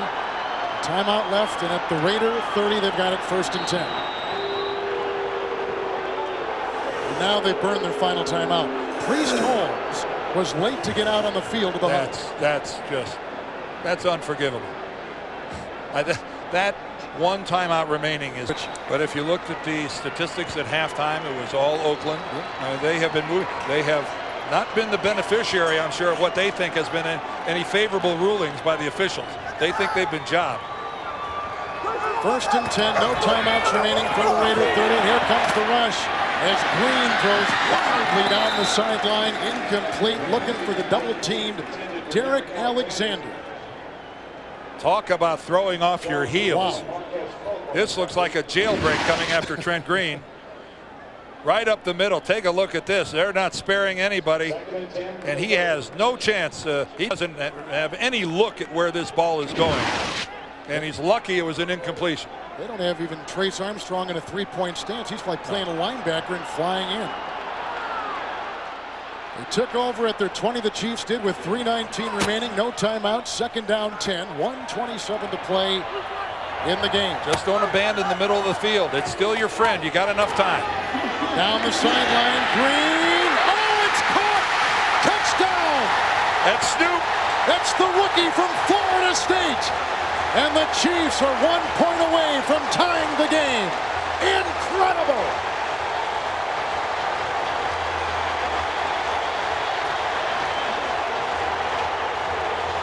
And Charles Woodson, the All-Pro corner Heisman Trophy winner, had the coverage on Snoop, and boy, did Snoop extend for that ball. Talk about laying out. His first career catch is his first career touchdown. Now the all-important extra point by Todd Peterson, the snap by Kendall Gammon, the hold by Straczynski, and the Chiefs have come back from 7 down to. And the only reason why Minnis has been thrust into a starting role is because Sylvester Morris, an early pick a season ago, is out after he blew a knee in the preseason, and so Minnis has been vaulted into that slot. Yeah, Morris is on their PUP list. They're physically unable to perform. He's out a minimum of 6 weeks, and it's really a question as to whether he'll really be effective. By Trent Green. David Dunn awaits the kickoff from Peterson. And on the fly from the 12. He gets a block from Crockett. He's chased by Belzer. And the kicker, Peterson, knocks him at the 50-yard line. 39-yard return for David Dunn. 3 of the last 4 Kansas City Oakland games have come down to last-minute field goals. January 2000. Joe Nedney from 33 yards away in overtime. Knocked the Chiefs out of the playoffs. A happy John Gruden. Then last season, score tied at 20. Janikowski, with under 30 seconds remaining, hits a 43-yard field goal to give the Raiders a 3-point win. Oh. And we're back there again. What a kickoff return by Dunn, though, to get them beyond midfield. That's bigger than huge. 49 of Kansas City, 1st and 10. Gannon, shovel pass, and it's caught by Garner, who rolls ahead for a gain of 2. Tackled by Donnie Edwards. No timeouts remaining. Spotted at the 47. Rich Gannon's got to run this baby from the line of scrimmage. And again, keep in mind, he's fighting the most hostile crowd in the National Football League. 2nd down 8 from the 47. A block by Sims. Time for Gannon. Down the side. Caught. Tim Brown inside the Chiefs' 15-yard line. He beats Barty and Woods. A gain of 33 yards. And look at Dick Vermeil. This is just, as a quarterback, you see you've got one-on-one. You know your guy's going to the Hall of Fame. You give him a chance to win. You give your playmakers a chance to make a play. The corner there, William Barty, never turned around, never saw the football, completely unaware that Tim Brown was about to put the Raiders in field goal position. Brown today, 8 catches plus a touchdown. It's 1st and 10. They send Charlie Gardner, and he's down to about the 13-12-yard line.